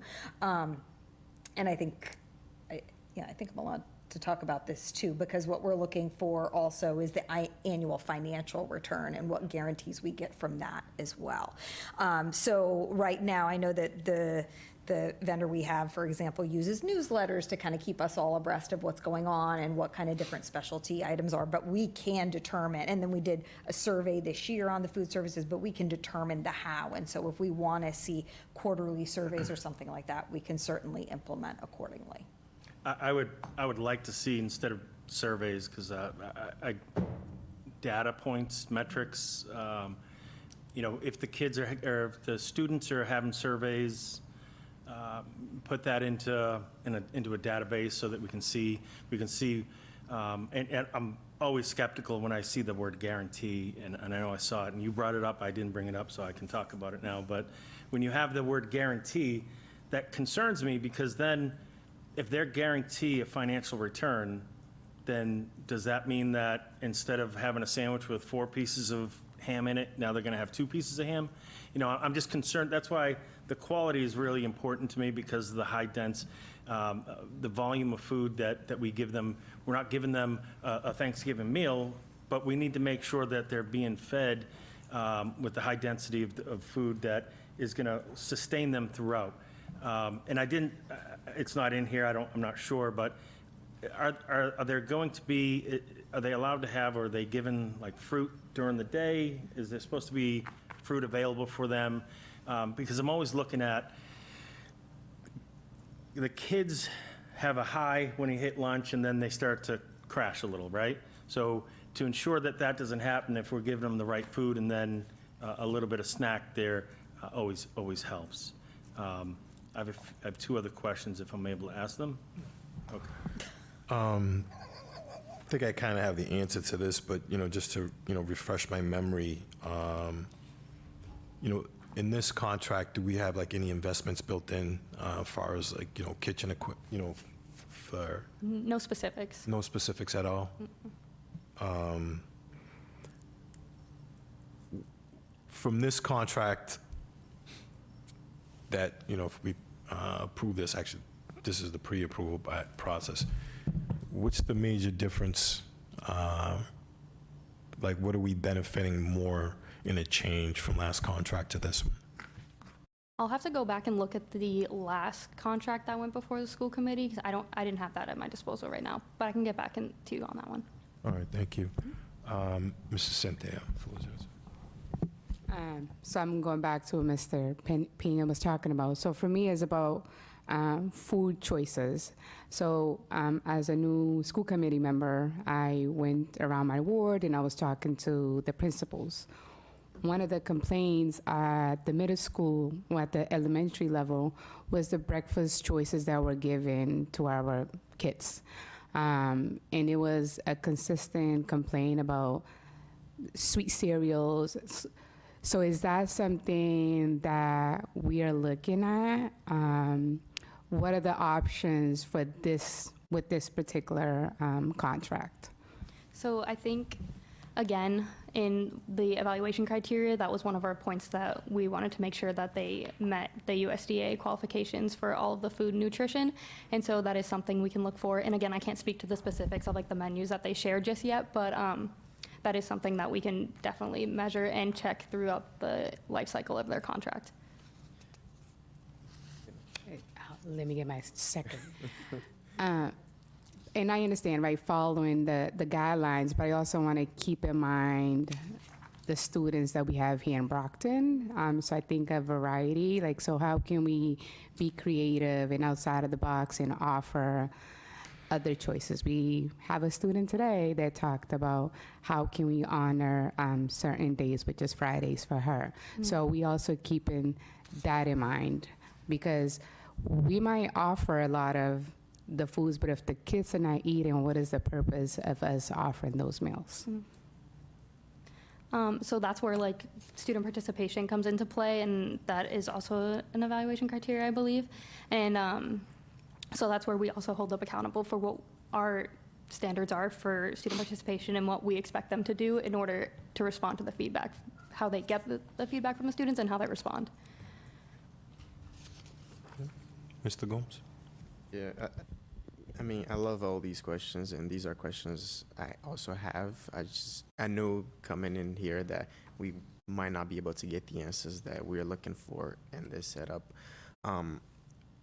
What's the timeline that you're looking at for the approval for this? So we need a contract by July 1, June 1st, sent to DESE, a fully executed contract. Okay, because to some of the questions that have been brought up, I would love for us to have the answers to these questions and more questions that I personally have. And if we could do that in executive session, I would love to have that opportunity to know exactly what we're walking into before we say yes. But I don't know how the other members feel, but for me, that would do it. Yeah, definitely. That's it.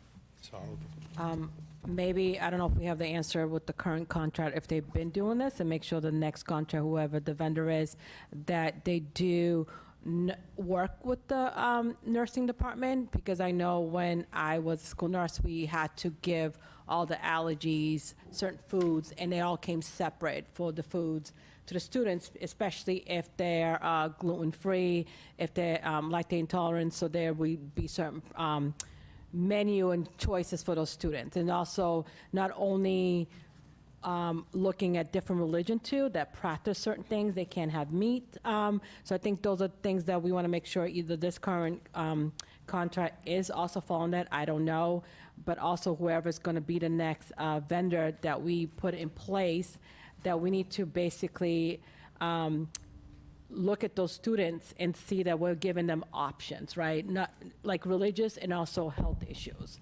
I think that I've never heard about it, because I know I do have a child with certain allergies and been offered certain things that he shouldn't have.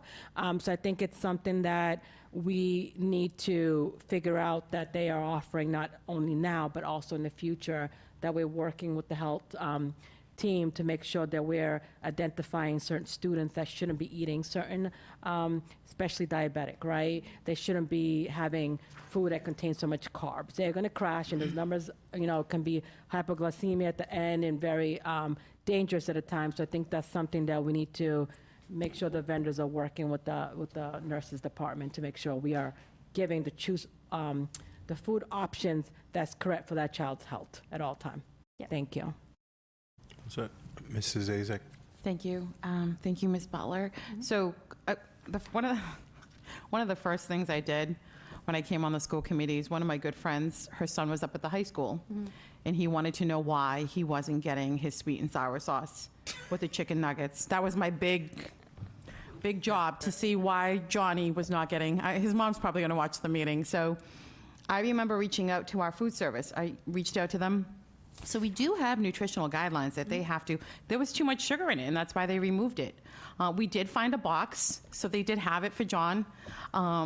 But they do have the nutritional guidelines, and I believe it was the Obama administration, Michelle Obama. That's why a lot of our food that we have, a lot of the students don't like the food because you have the wheat pasta.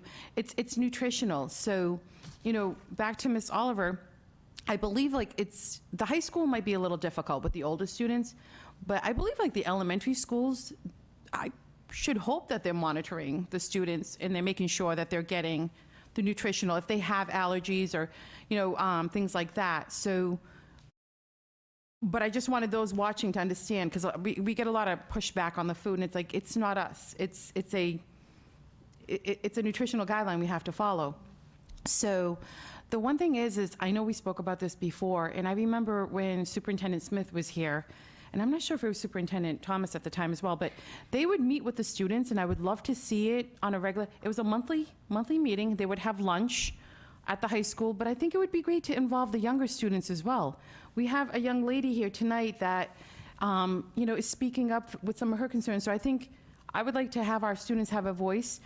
We do have the food that they can purchase, but the food that we provide has to fall under the nutritional guidelines. So I just want some clarification, just so people watching understood. Yeah. Okay, thank you. Mr. Pina? I'm sure this was a really tough process for you, because I'm sure they brought out all the food and you tasted it all, right? I wish. I tasted All right, so in the process, you didn't taste the food, but did you at least look at the last performance of the last awardee, and did that performance have anything to do with the current suggested or recommended awardee? We can definitely talk more in detail about those details of the process when we go into executive session, if you choose to go into executive session, because that would require to talk about discussions of references and. All right, so 2 more questions, because I was limited.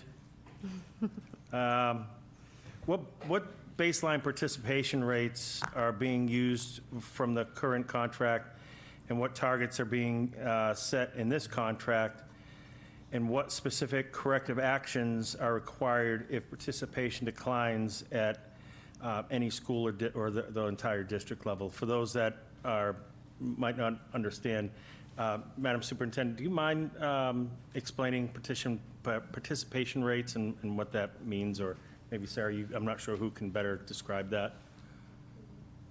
So our participation rates are every month as in we submit the claims, and that's how we get a reimbursement for our meals. So that would be the participation rates. And I believe in your RFP, there was an addendum that provided the participation rates from this year, and that's what was the basis of the RFP. And so another one of the evaluation criteria was that to increase participation. So that's definitely something that we're looking for, and we can scope out and make sure that they are adhering to the contract. All of the bidders all had plans on how to increase that participation rate?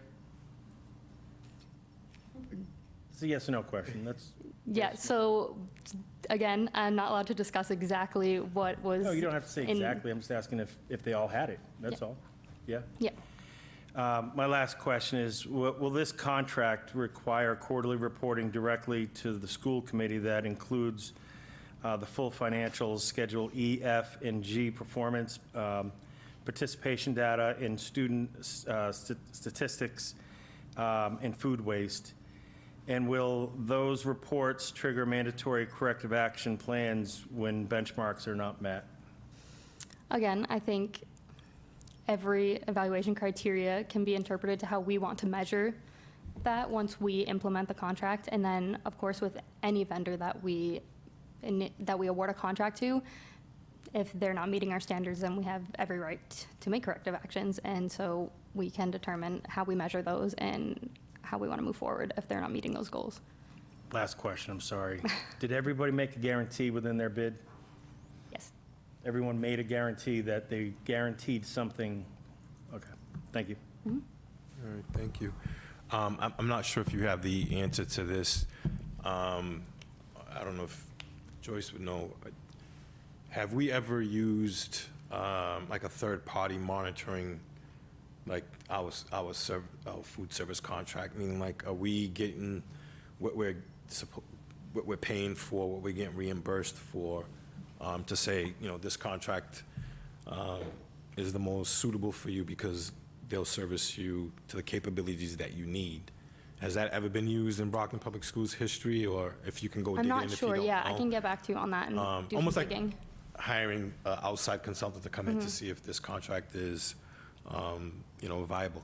The other piece, Superintendent, I'm not sure if you can, it was months ago when one of the food service contract that came in, they had that down at Central, but it was kind of interesting how they stated they support more than just providing food.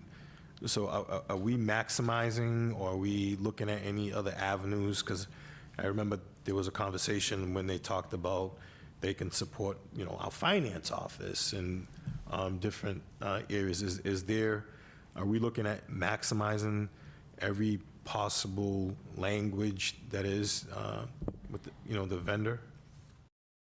Not as part of this process, but to your question, I think what was illuminating for me is that there are many other areas for partnership that go beyond even just having like our culinary arts group or like or I know we've had some other, you know, partnerships with like the mushroom grant and like things like that. And so I think what was illuminating for me in that meeting is that there are other areas that we could be leveraging but I think that's true of any of our partners, is how are we leveraging our partners best? Like even for things like career days, they talked about if we need speakers or things like that. And I think while it may not be part of the contract, I do think it's incumbent upon us to be thinking more creatively about how we work with all of our vendors and how we kind of draw upon their expertise. I know it's a conversation we're having specifically too with like the MSBA process, and the construction is how we're getting some of our own students involved in that process, or to be able to learn from those who are going to be doing some of the work on our building. And so I think it's sort of a similar conversation. Okay. And one last question for me, till we go around. Is there, I'm not sure if I missed it. Is there room to include, as far as purchasing of vegetables from local farms within the Brockton area, like using our local farms when it comes to certain produce or organic? Or I think because we didn't specifically outline that in the RFP, I don't think we can hold them to that, but I think that's a conversation we can definitely have. Okay. And I will say that that's a conversation we've been having currently with our current provider, and it is highly regulated. There are certain certifications, I learned about this through that conversation. For local gardens have to have certain certifications in order to then be part of the food service, because again, our food is so highly regulated. And so there's a process that a local community garden can go through to be certified to then feed into our program. That being said, like even doing that, then the problem becomes scale. Right, we serve 16,000 students, and how much can a garden be able to support? So I know some of the ways that there have been with our current provider where we've leveraged some of those is through I keep calling it the mushroom grant. I know there was a better word for that, but because that was sort of under the purview, and those were raised in an environment that was had oversight by us, those were then used in recipes that then served our students. I think they brought in some samples for you guys of like the dips that they used and things like that. So there are ways to do it. It's we have to make sure we're following all the appropriate protocols, again, because food is so highly regulated. And as a parent who has children with allergies, I'm definitely, want to make sure that my own kid's school system is doing those same things, because you don't want to inadvertently serve a child something that hasn't been regulated or approved. So I know it's sometimes a tough balance.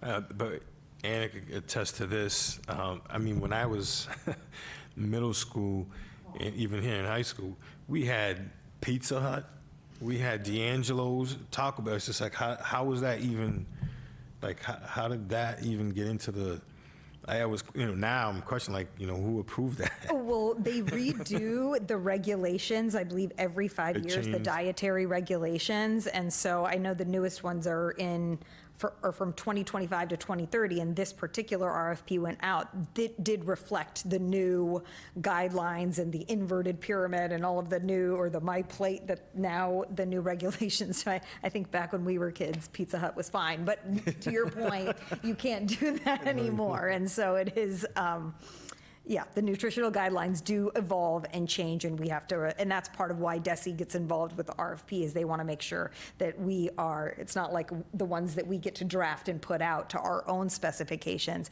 This is for food across Massachusetts, needs to meet certain minimum requirements. Thank you. Ms. Centeo? And I get, so I'm not disputing the requirements and the guidelines, but I'm like, how can we also be creative, though, with offering our kids a diverse meal that they see? So I think for me, this is going to be the push. My daughter and her friends, I was telling her about it, they actually created a list of food choices that they would like to see on the menu. But I think that is a conversation that our kids are having. Like, it goes back to, I don't want us just to say this is the numbers of students that we are feeding, because if they're not eating it, that number should not reflect that. So I think, yes, I want us to follow the guidelines, but I think we need to have that creativity to make sure that we're honoring the students that we have in this district, which is a very diverse population. We can probably serve some cachupa in there. If they have. Mr. Gomes? Oh, she was first, go. I think We were you gonna took the wrap. question right out of my head when I was going back to the 90s, and because I was trying to figure out with the new high school if we can have like outside vendors, because I keep seeing it national, like, New Brand School has a whole, service of different restaurants in there. So I think it's something, I know that class of 97, if they're listening, hearing, whatever, they must be missing the cookies and the D'Angelo and the pizza that we used to have. But those are things we bought, right? Those are things not served by the cafeteria. Those are something like, if you want it, like if your parents allowed it on Fridays, you bring your $3.50 and you get the food that you want. So I think if we're giving options for students to buy with their own money, I think it should be something that, yes, we can go a little bit off the guidelines, because those are things that kids already spoke to their parents, and parents already given them the money for them to, eat it. But I think it's something I was like, well, can we bring it back? Maybe our kids would be a little bit more happy. But I definitely agree, but I think it's also piggybacking from Ms. Centeo, is that we can give them all the food, but if it's going in the trash, we're wasting food, right? So we have to figure out how we can give them choice that we're not wasting food, right? Because it's a different, we have a lot of homeless populations, and if our kids are throwing food in the trash, that's a problem. We need to figure out how we can bring the best product for them to eat so they're not hungry all day. Because if we're not fueling their brain, this is how grades are gonna, go down. They're not gonna have the energy. This is why kids will fall asleep. So those are things that we need to basically figure out how we give them the good quality of food, but that they like to eat too, so they can be more productive when they're taking tests and they're not exhausted throughout the day. Thank you. Mr. Gomes? I like the last point, the food that they like to eat. To Ms. Centello's point, my kid goes to Baker. Since she started going there, we always packed her lunch. And this is when I know the days that they serve good lunch, because then she'll bring that box home full. She never touched it. But there's days that it'll come back empty. And I'm like, what did they give you at school? I didn't like it. So I think it'll be important, again, as I mentioned earlier, for us to have that sit down, whether to do the executive session, have some of these questions answered, and then even after we approve the selected party for this award, for us to have a sit down with their representative or whoever's in charge, for us to express our interests and the things that we're looking forward to. Granted, we still have to do that within the requirements and the protocols that we have to follow, but I think there's a possibility to accommodate in there and have options and be creative. It's a matter of us saying, this is the vendor we've chosen. Let's have the conversation before we begin the school year and see how you guys can take full advantage of this and also benefit the kids that we're serving. Thank you. Ms. Azak? Oh, no, Mr. Pina? Just so we're clear, the reason why I asked earlier about participation rate and data, that is exactly what the participation rate is. If it's a low participation rate, that means that the food options are not what the kids want. So when we're looking at, this is why I think having the data and putting it in front of us on a quarterly or monthly basis is very important if we're going to have oversight. Because what ends up happening is we can then look at that and then question the vendor, whoever we choose, and say, you're not meeting your participation rate, so therefore you need to change something. I think that with what Secretary Kennedy did with the inverse of the food pyramid, I think that this is a really important step in kids hopefully not being obese, losing weight, having more energy, and being able to learn better. So I just hope that within this contract, however this goes, is that we're able to continuously have that oversight as the school committee and increase our oversight to ensure that we keep it on the right path. I agree with the oversight, but I think we also need to set the tone from the very beginning what the expectation is. And I think the expectation is here is we want to make sure we follow the guidelines, but I think for me it goes back to the options, the creativity, because if we are already setting that tone, the expectation that high, they know that this is what the oversight is going to look like. So I think for me it goes back to let's set the expectation high because our students deserve the best. No, I agree. Like in that working group session, they fed us real well, and I'm like, I hope this makes it to the schools. But one of the biggest things that, looking at it, through two lenses, is, you have a child in this community, and some children can open their fridge whenever they want, and there's some that can't. And there's some students that they're only getting a bowl of cereal and milk and then coming to school. So I think that child should be offered, there should be a cold option and a hot option every single day. And the reason why I say that is that, if we can do that in the penal system, we should be able to do that for our kids. And they eat very well in the penal system. I've seen it firsthand. So I think when it comes to options, it's just like, we don't want to say, but you're going on a cruise and, having a chef for the day, make me an omelet, pick what you want. I know that's kind of, you would probably have to have 30 chefs in here, but it's just having that warm breakfast. And some kids, they don't want to be in school, but they're making it here because they know this is where they're getting their meal. So we just want to make sure that they get all the options possible. So, any more follow-up questions, comments, or statements relative to this? I'll entertain a motion. The approval of the service contract for... Motion to approve the food service contract FY27 RFP. Motion was made by Mrs. Oliver, properly seconded by Ms. Azak. A show of hands. It's unanimous. It carries. Thank you. Thank you. Next is item number 5, which we have a transportation update, and that will be Going to invite up Ken Thompson. Mr. Ken Thompson. Dr. Ken Thompson.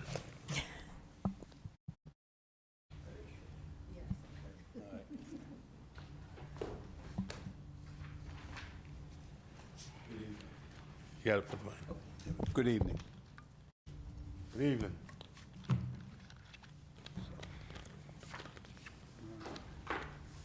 Also in your packet, I think you were given 2 sets of bid results for 2 IFBs that were taken previously. I don't know whether you wanted to look at those first before we get into transportation?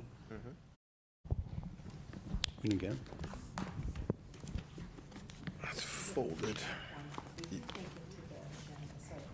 It's not on there, so we can move it. It's not on the agenda. Yeah, we're doing it on the, we'll do, start with Other transportation. business? we'll go Okay, to sure. Okay. All right. So you should have gotten a copy of our consultant's executive summary of the bids received. We can go through that. I can answer as many questions as I can. He is putting a more comprehensive package together, which I think he makes reference to towards the end of this summary, which I'll provide to you as soon as that's done. It's close to being done now.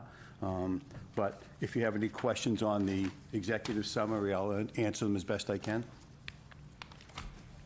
Thank you. I'll open up the floor to any questions, comments. Just to clarify, this was not in that email packet that we received. No, this Okay. was emailed just today, and it's that 3 pages. So Yes. if you could do a quick overview as to the vendors, the comparison and Sure. values and whatnot. So it was a 2-part bid. One part was for the, and pardon me, I always call them the yellow buses. It's the large buses and the small buses. And then the vans were a second bid. So if you have it there, alternative number 1 was the bid for the yellow buses. I'm sorry, for the vans. And what he's done here is he's given you a summary of the bid for that, which is that $68,157,329.50. And going back, and I apologize, so the fleet purchase, we had a line item in there for them to give us a price to purchase the buses. And we had a minimum, we took fair market value, which is approximately $6.5 million, and told them that would be the minimum we would accept. And this was the first student bid, which was the only bid we received for the yellow buses. And their offer to purchase was $7,486,824.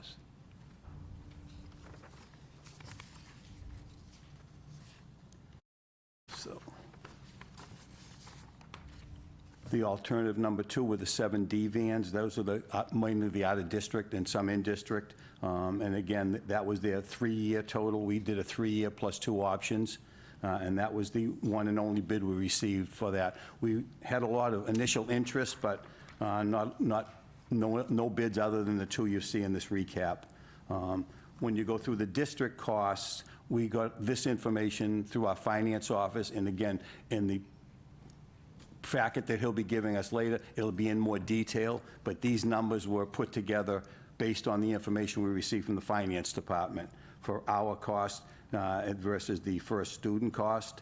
So if you go through it to the end, you have the district projections for the outer district and the yellow buses, which is our $25,276,031. And when you total the bid of first student for the yellow buses and P&N for the out-of-district, that total is $38,367,107.75 for a difference of just over $13 million.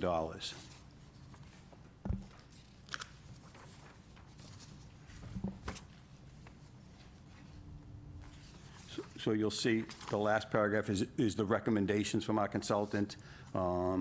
Obviously, he's not recommending that we accept either one of the bids, and then make some recommendations on things we might want to do in terms of additional vehicles, which we've looked at. We have looked at in the past, but it's something we've talked about as well.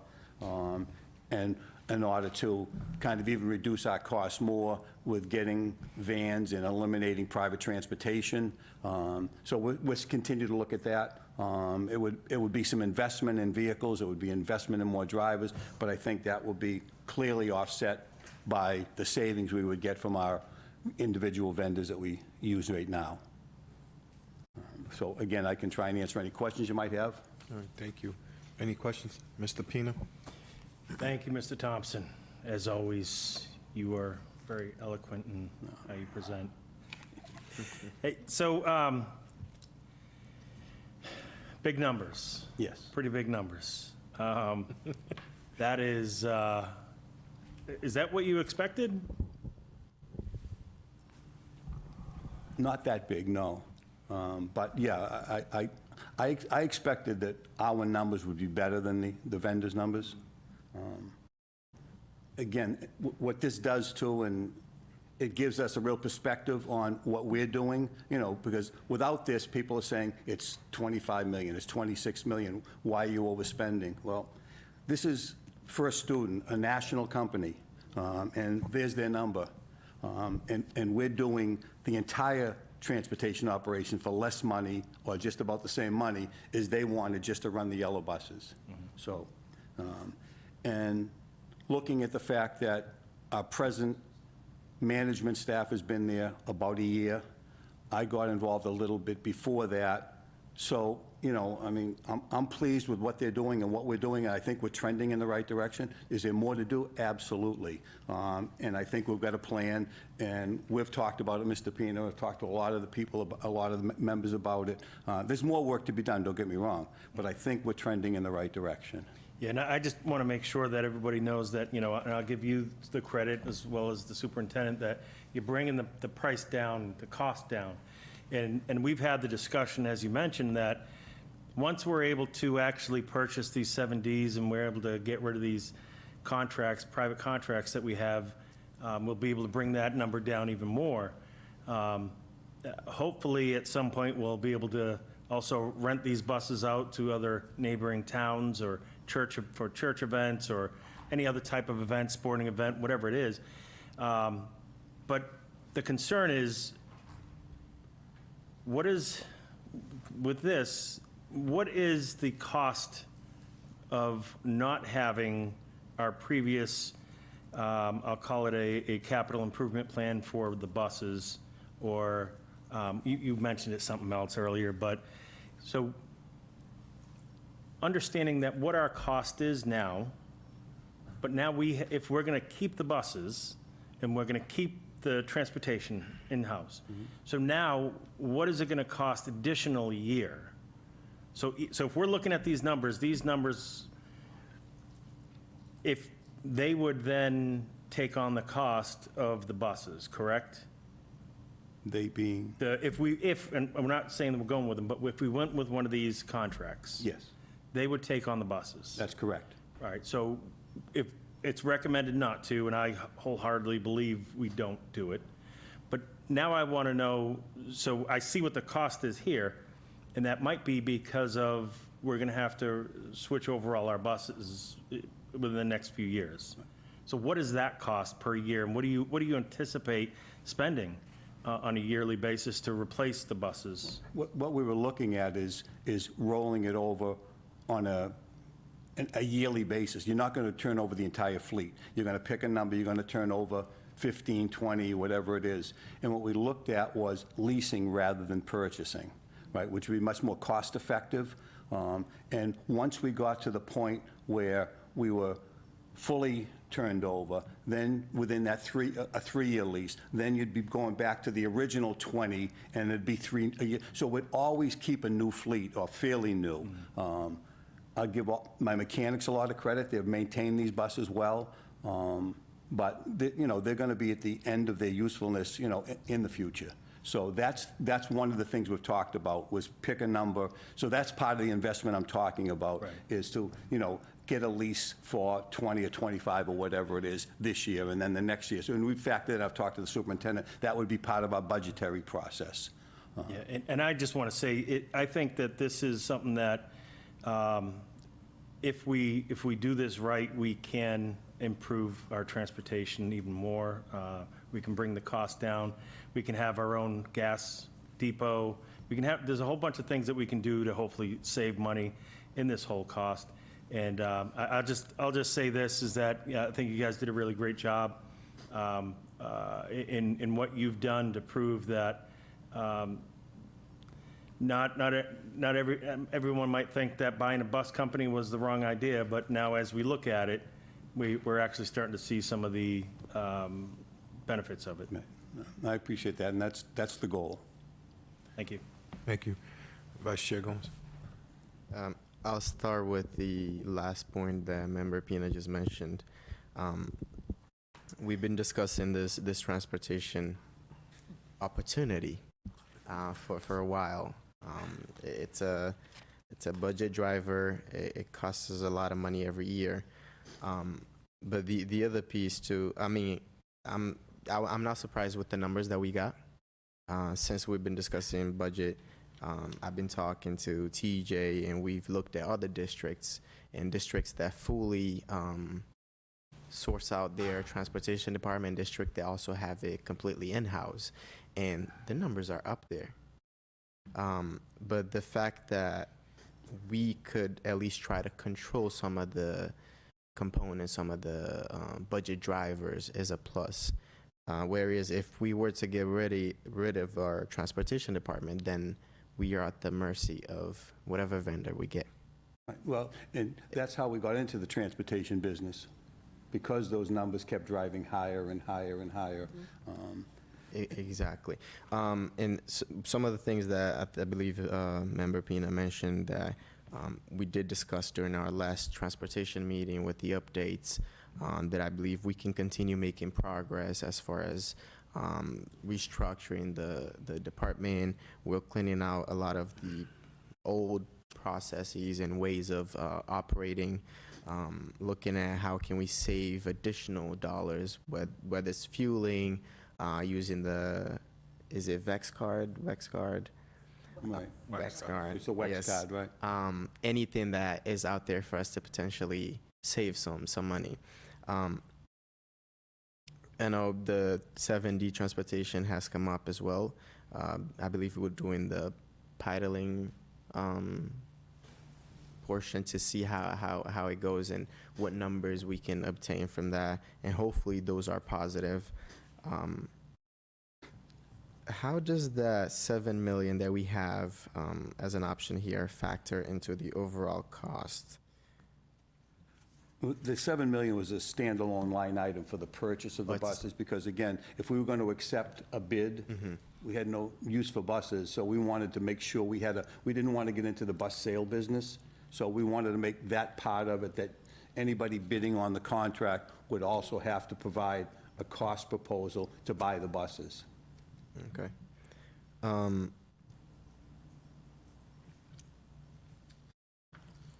And when you talked about the 7D, and they call them 11-passenger vans, by state regulations, a 7D driver can only carry 8 passengers, but the 7D allows us a little more room and whatever. But the thought process, to your point, Mr. Pina, is we would use those for the out-of-district.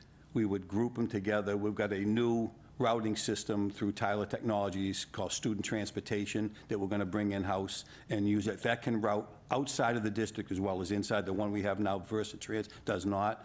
So what we're going to do is try and combine all of that. But one of the key components is once our 7D driver drops those 6, 5, 7 kids off to their destination, they come back to the district.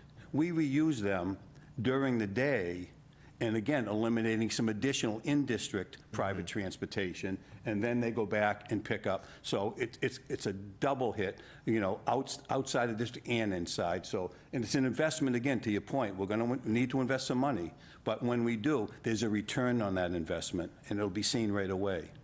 Yeah, and we had said in the past too, when we're discussing even the yellow buses, that we can get more out of it than what we're just doing now. Yeah, we do a minimal amount of, you know, outside trips or whatever, but to your point, absolutely, because there's some money to be made in something like that, and, you know, and our drivers are prepared to do it. They enjoy the extra hours.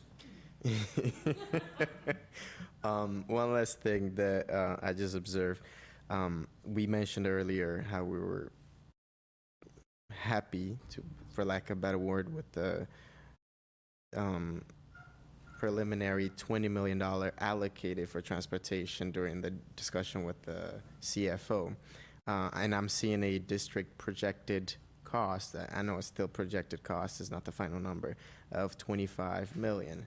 How are we account for that? Is that something we're gonna ask to be fully funded? Is that where we are standing right now? That 25-ish million. So I would think to answer your earlier question about purchasing, because we did put together a cost analysis for purchasing versus a 3-year municipal lease, 5-year municipal leases, and 7-year ones.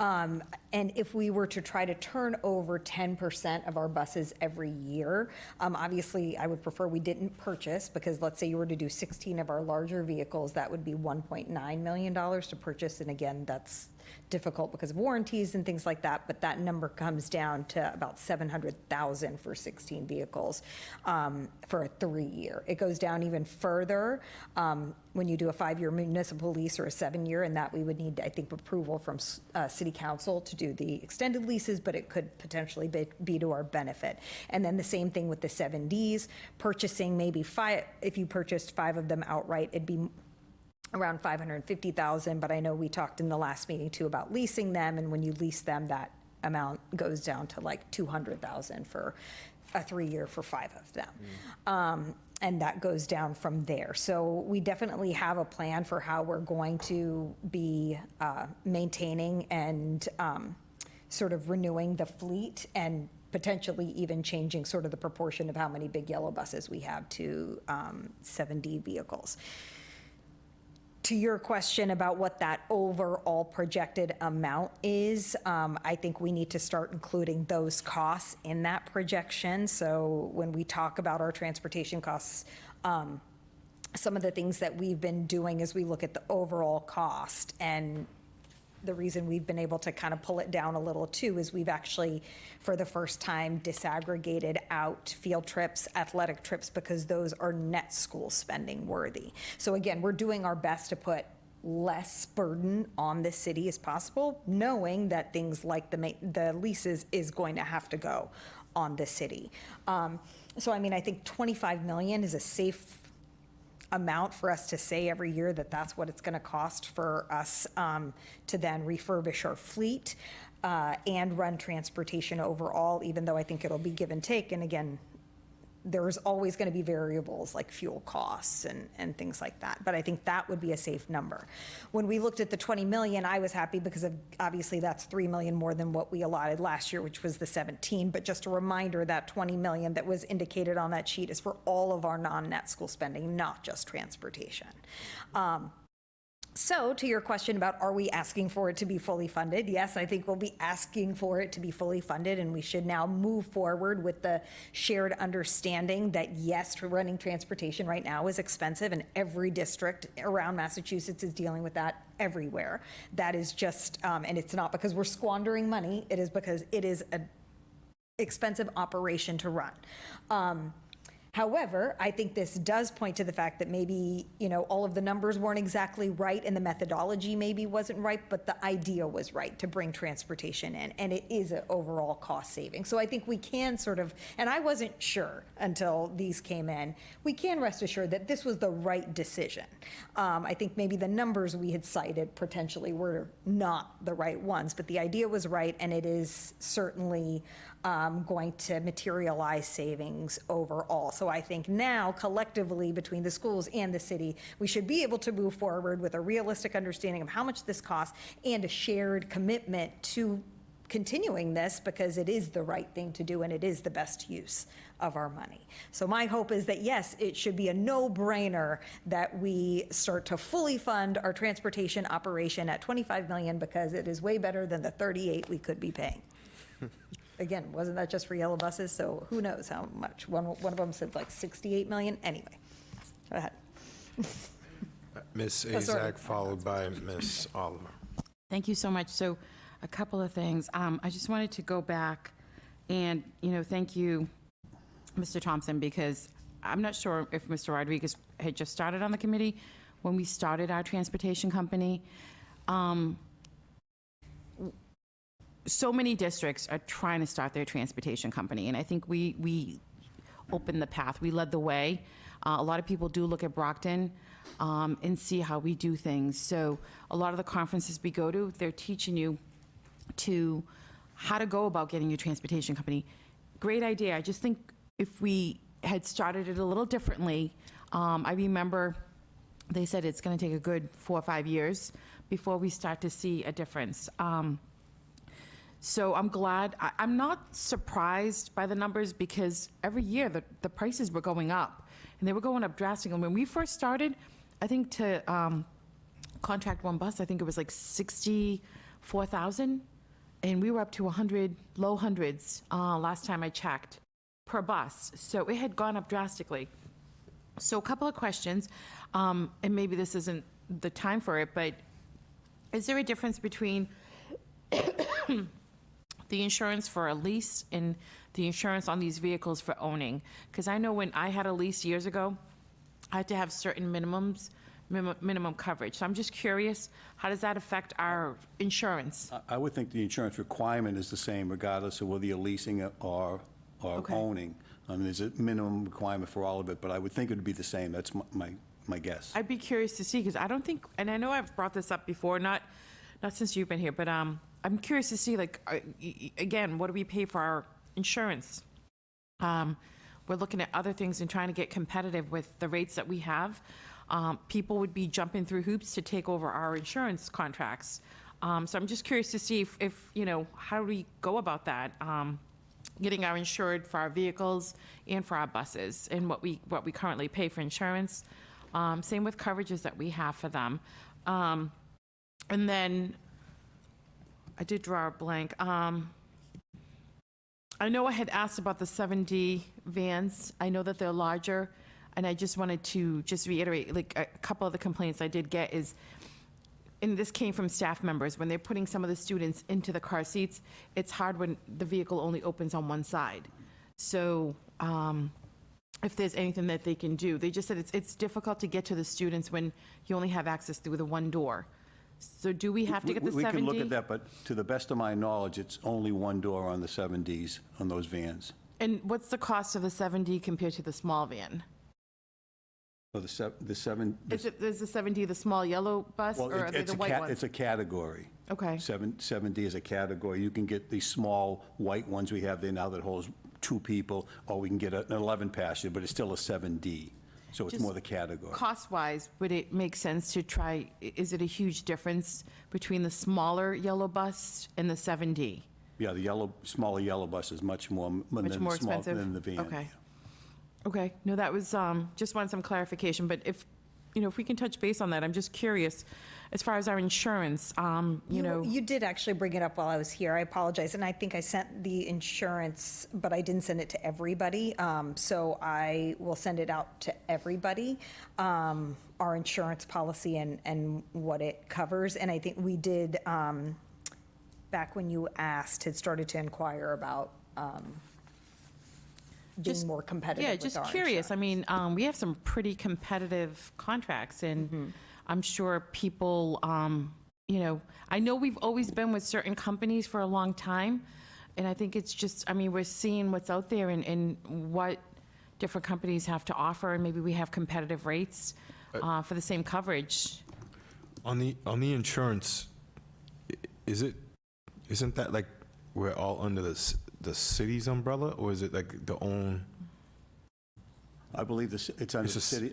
City controls what the insurance is, okay. So claims and things like that. I'm just curious to see, like, how, again, this might not be the setting for it, but given buses that we've lost, totaled, damaged, claims that we've had to put in, I'm sure our insurance has gone up. So I'd be curious to see. Again, it's something we have to keep an eye on. How many claims are being submitted?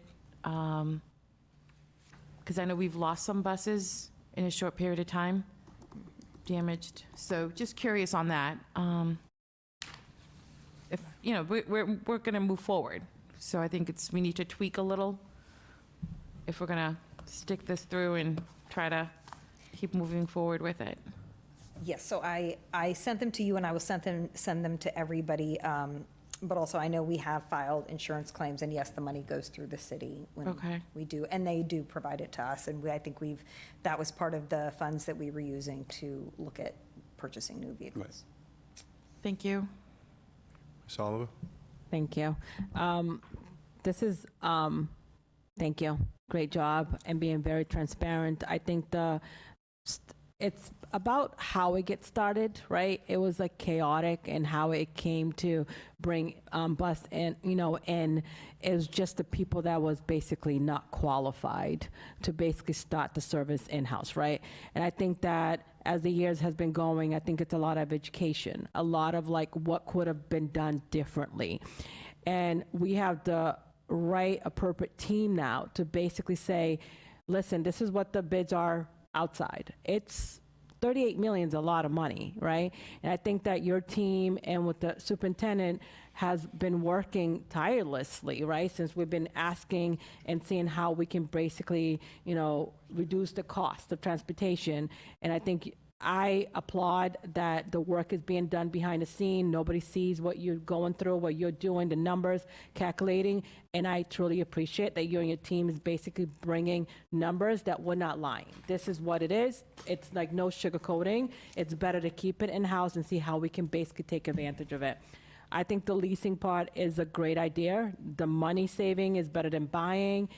And also, even like using our buses for field trips to other schools, like Mr. Pina was stating, I know that probably like before COVID, when I was like working for school in Boston, they were paying over $800 for service on a different bus. They didn't have in-house buses to go to field trips. That was basically $800 per buses. And that was, 5 years ago, 6 years ago, and I can just imagine now that if we use our buses, how much money we can make.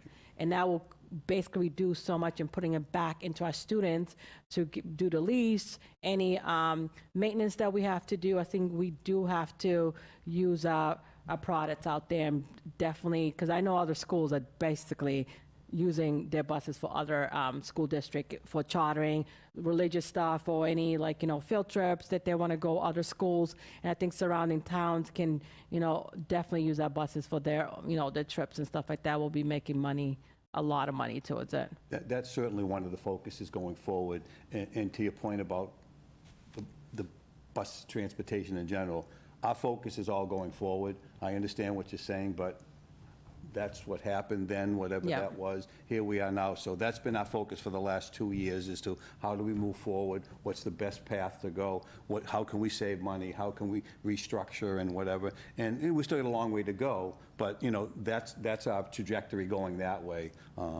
And everything you're saying is correct, because it can be that type of an operation. We're getting there. It's baby steps sometimes, but we're trending in the right direction, and I think we have the right people. Andre Gellin, Kamal Peterson, I mean, they've been here a year in their positions, and we've made strides just in that 1 year. There's still a lot more to be done, but I think, again, we're going in the right direction. And I appreciate that, right? And I appreciate that we are basically, it's almost like a action plan of correction, right? What was done in the past and how we can fix. What was basically, how was it implemented and how we can tweak it and fix it to basically fit what the state of the nation is, like when it comes to gas and everything else, maintenance and parts, so we can fit, the agenda now and make sure when we're moving forward, when we're putting the budget line in there, that we're putting the right amount of money, so we're not going in deficit, or we're asking for money from the city, that we're basically asking for the appropriate funds to continue the service that we need to, because half of the service we're doing is for the sped department, so we do have to transport our students. Absolutely. It's our responsibility, and it's basically a law that we have to transport our students. So I do appreciate the hard work that your team is doing, and I can't wait to see more work that you guys put front for us, and I definitely figuring out also a new place to place our bus. That I think that's something in the future that we really need to discuss and find a place that's safe, appropriate for our buses. So I do appreciate all the hard work. Thank you. Thank you. I mean, I said it from the beginning that, we were going to probably own this for quite some time. Even with these prices being what they are we looking at, I know we voted a few times to put it out for bid. Would you, Superintendent, through you, do you see us putting this back out to bid again, or are we just gonna see this like, oh, this is what we have, this is what the number is, and just, you know, I don't wanna say throw in the towel, but like, are we gonna just, like, 6 months down the road, say, hey, listen, let's put this back out to bid? Can we put out a certain portion of this out to bid to see if there's a cost savings in that aspect? What this also showed us was how many bus companies are actually out there that can do this job and services. There were only 2 companies that we were aware of. One chose not to bid and the other did. Because again, the size of our operation, almost 140 vehicles, 16,000 students, 28, you know, it's a big operation. So, you know, there's not a lot of them that can handle it. So that by itself is somewhat of a cost driver as well, when they know, you know, whoever it may be, you know, that it's a limited part of competition. Yeah. So looking at these numbers, this doesn't even include private transportation, correct? Like, meaning, like, if you, what we spend this, you know, what we're currently spending, which is roughly over 5, 6, like, what are we actually spending for private transportation?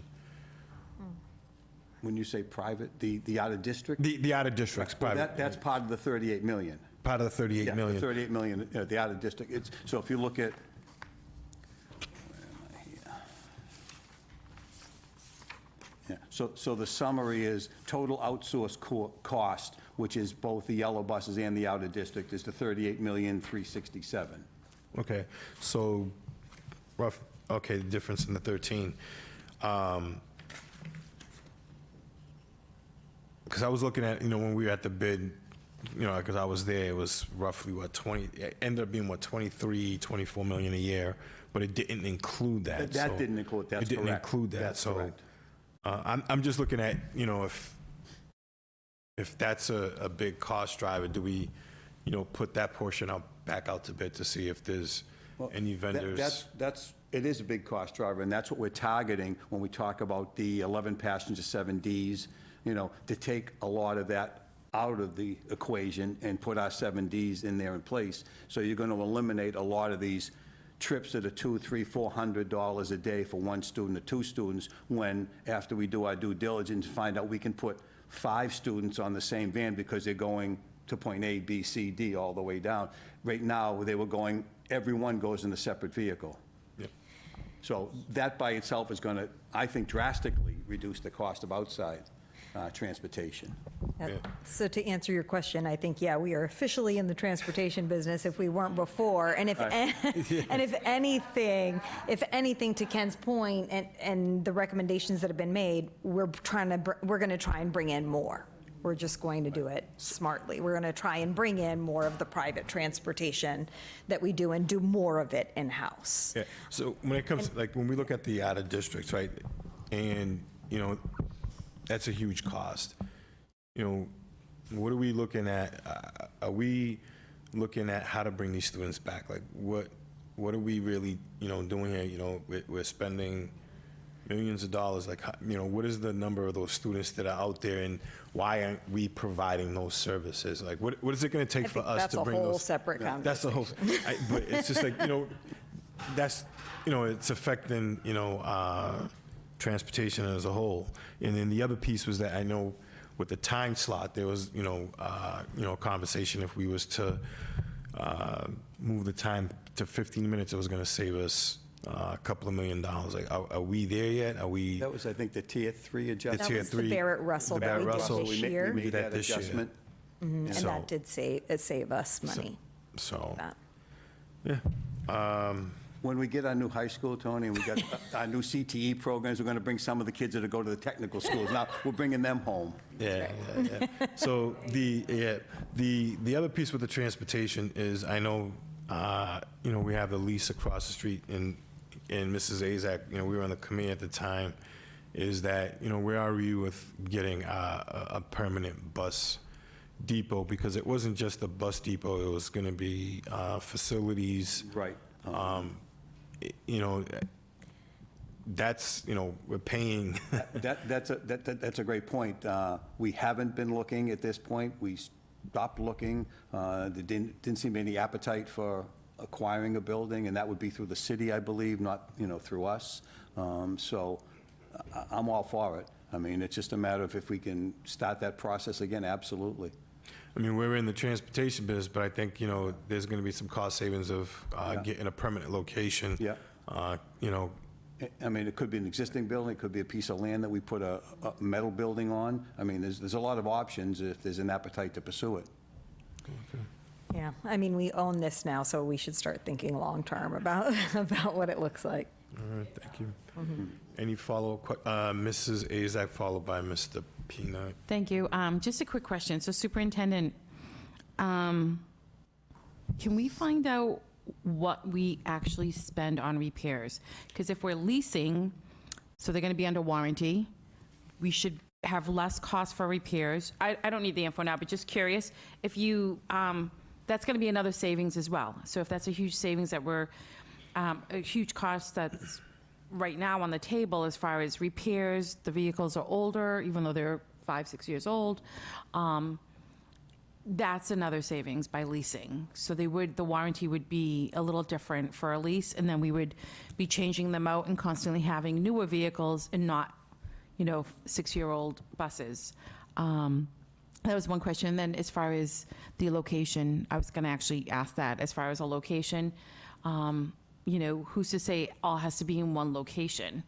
We can split them up, split the fleet up, but just have one central location with where the staff is based out of. But, again, if you look at what we've spent a few million, well, at least more than a couple of million in the past few years. So that could have purchased a building. So I'm always for purchasing or finding long-term when it comes to real estate. But definitely if we can take a look at that again, revisit it. But thank you. My only comment about splitting the location would be when you have issues with buses, because there was talk a while back when we couldn't find a location to spread them around the city. My concern is at 5:30 or 6 o'clock in the morning when a bus won't start and they're up in the Brookfield and my mechanic is at the fairgrounds or wherever it is. So, maybe if it's too located, but I think that one central location really services what we need and to have it so that our mechanics are there, the buses are there, the drivers there, the whole operation is there. Because we've had instances where we'll go to start a bus in the morning and there's a problem, but the mechanic is right there, we're on it, and we take care of it. But if it's around the city, that's a concern. And if it snows, now we clear out where we are. I mean, if we've got to go up to the unknown and clean up 10 buses that are parked in their parking lot, that would be a problem. Yeah, it's just trying to find a location. Yeah. For all the buses and to have them safely secured also, just while we do that. But That's another thing, because we have somebody security there overnight, and so how would you do that? Right. In multiple locations too? It is ideal to have it in one place. yeah, we might, I know at one point we had discussed revisiting something that we had, reviewed a while ago. It might be time, now that we know this is going to be long-term. It'll definitely be a savings for the district, but no, thank you. Thank you. Mr. Pina? I just want to make a statement that I think that now that we've gone through this exercise and we've had these discussions, that I think it's time that we all turn our focus on giving them the support, Ken and his team, the support needed, and the drivers, the mechanics, making sure that we can build up some morale now, because as soon as they realize that their job isn't always in limbo, hopefully this helps build some morale. So I would just like to say that I'm glad we went through the process. It is what I thought, and I'm looking forward to building a big transportation company. As am I. Ms. Oliver? One last thing, now that we do have a transportation in-house, not going anywhere, definitely is to work with the SPED department. Unfortunately, to Mr. Rodriguez, there's some students that, due to homeless issues, like they're in shelter so far away, we wish that they would shelter closer to Brockton, but that's, out of our hands. And also some of our students in the SPED department, unfortunately, we don't have all the service they qualify for, and they do have to go to a special school. And those are something that we will never be able to change. But I think it's some things that we do have control of is like those ones that do need not extensive, OT, speech, and, therapy that they need daily. But those students figure out how we can return them back to Brockton School District. But I think it's something now that we have this moving forward is to work and improve our SPED department to see how many students we can definitely bring back that needs to come back home. And basically do what we were supposed to do is offer them the best education possible. Thank you. Thank you for that. Yes, definitely. And we have a therapeutic school, so we have to maximize that and make sure that we have, what does it cost, to bring those educators in to save some money there. But the other piece, when we look at actual costs, and I'm glad you said that. So, what I'm hearing is that once we have our discussion and approval of our non-net, that 25 is the number that we're shooting for, that we are going to request that it's 25 or 26, whatever the number is, but it's going to be the actual cost of what we have. If we're spending 25 million this year, it doesn't go down. We always assume that it's going to go up, but how much is it going to go up? Because, that's why I didn't support it last time, but I just want to know that that's what we're really requesting is the actual cost. This is what it is. There's no gray areas when we make this request. Even though, I know whatever we request, and if the city doesn't have it, they're gonna cut it and try to make it up somewhere. That's all said, but that's what we requested, because it's happened, prior to me, and it's happened during my tenure. But is that like, that's what's gonna be presented to this committee? The actual cost of what the transportation is going to be? You mean to request? To request, yes, as a viable vote, because... Yes. Yes. All right, thank you.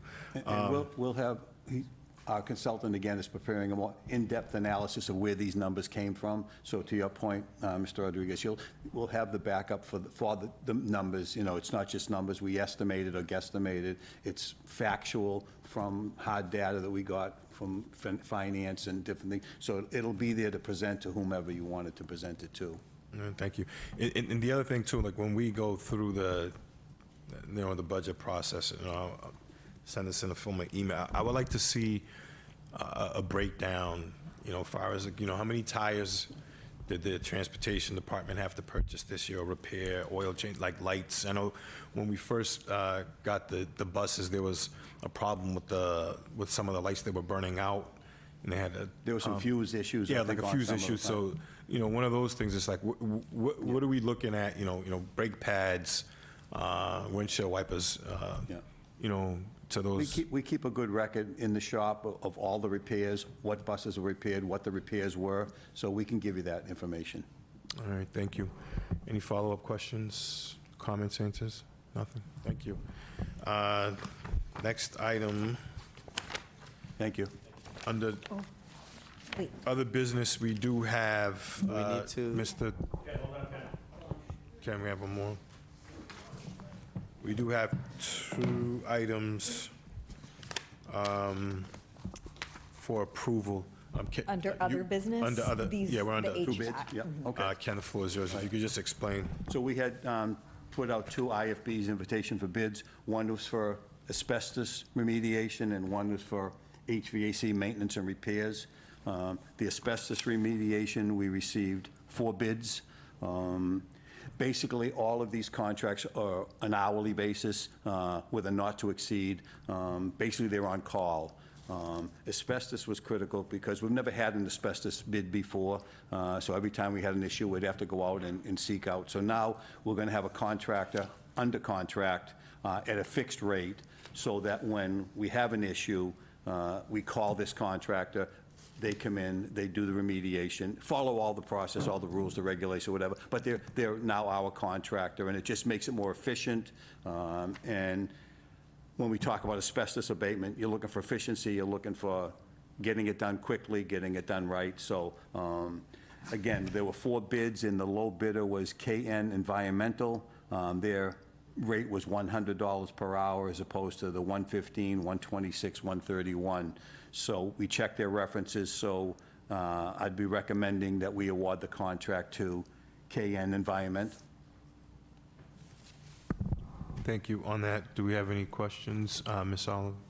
Is this just to have a contractor available when we need it, or we currently, is there any suspicious? It's an as-needed basis. So is it, for instance, when we have leaks in our buildings, our 60, 70-year-old buildings, most of the insulation contains asbestos. So the first thing we have to do before we can fix a leak is to remediate that. So we have to call in a contractor, and they do the remediation. So this would allow us to have a contractor on staff, basically, or at our call, that they work for us under a contract, and we call, rather than having to find out who's available, when can they come in, or whatever. They're our contractor. Okay, so I just want to make sure, like, so this is like if there's a leak and you have to go into the walls, our staff is not doing it. We're calling a contract that knows professionally how to remove They're it. licensed, Okay. they're an approved contractor, they go by the rules and regulations that govern this type of work. Okay, thank you. Mr. Pina? Make a motion to accept the recommendation as presented. Second. Motion was made by Mr. Pina, properly seconded by Ms. Oliver. Show of hands. It's unanimous, it carries. The next one is an HVAC maintenance and repair. We received 5 bids. Again, this is an hourly rate contract on a not-to-exceed basis, and you all have seen all our buildings, you know the age of them, you know the conditions they're in, and we do the best we can to maintain them. Our staff does a lot of our in-house work. This would be, as needed, but if we couldn't do the work in-house with our own staff, then we'd go outside. So there's no guarantee of hours, there's no guarantee of...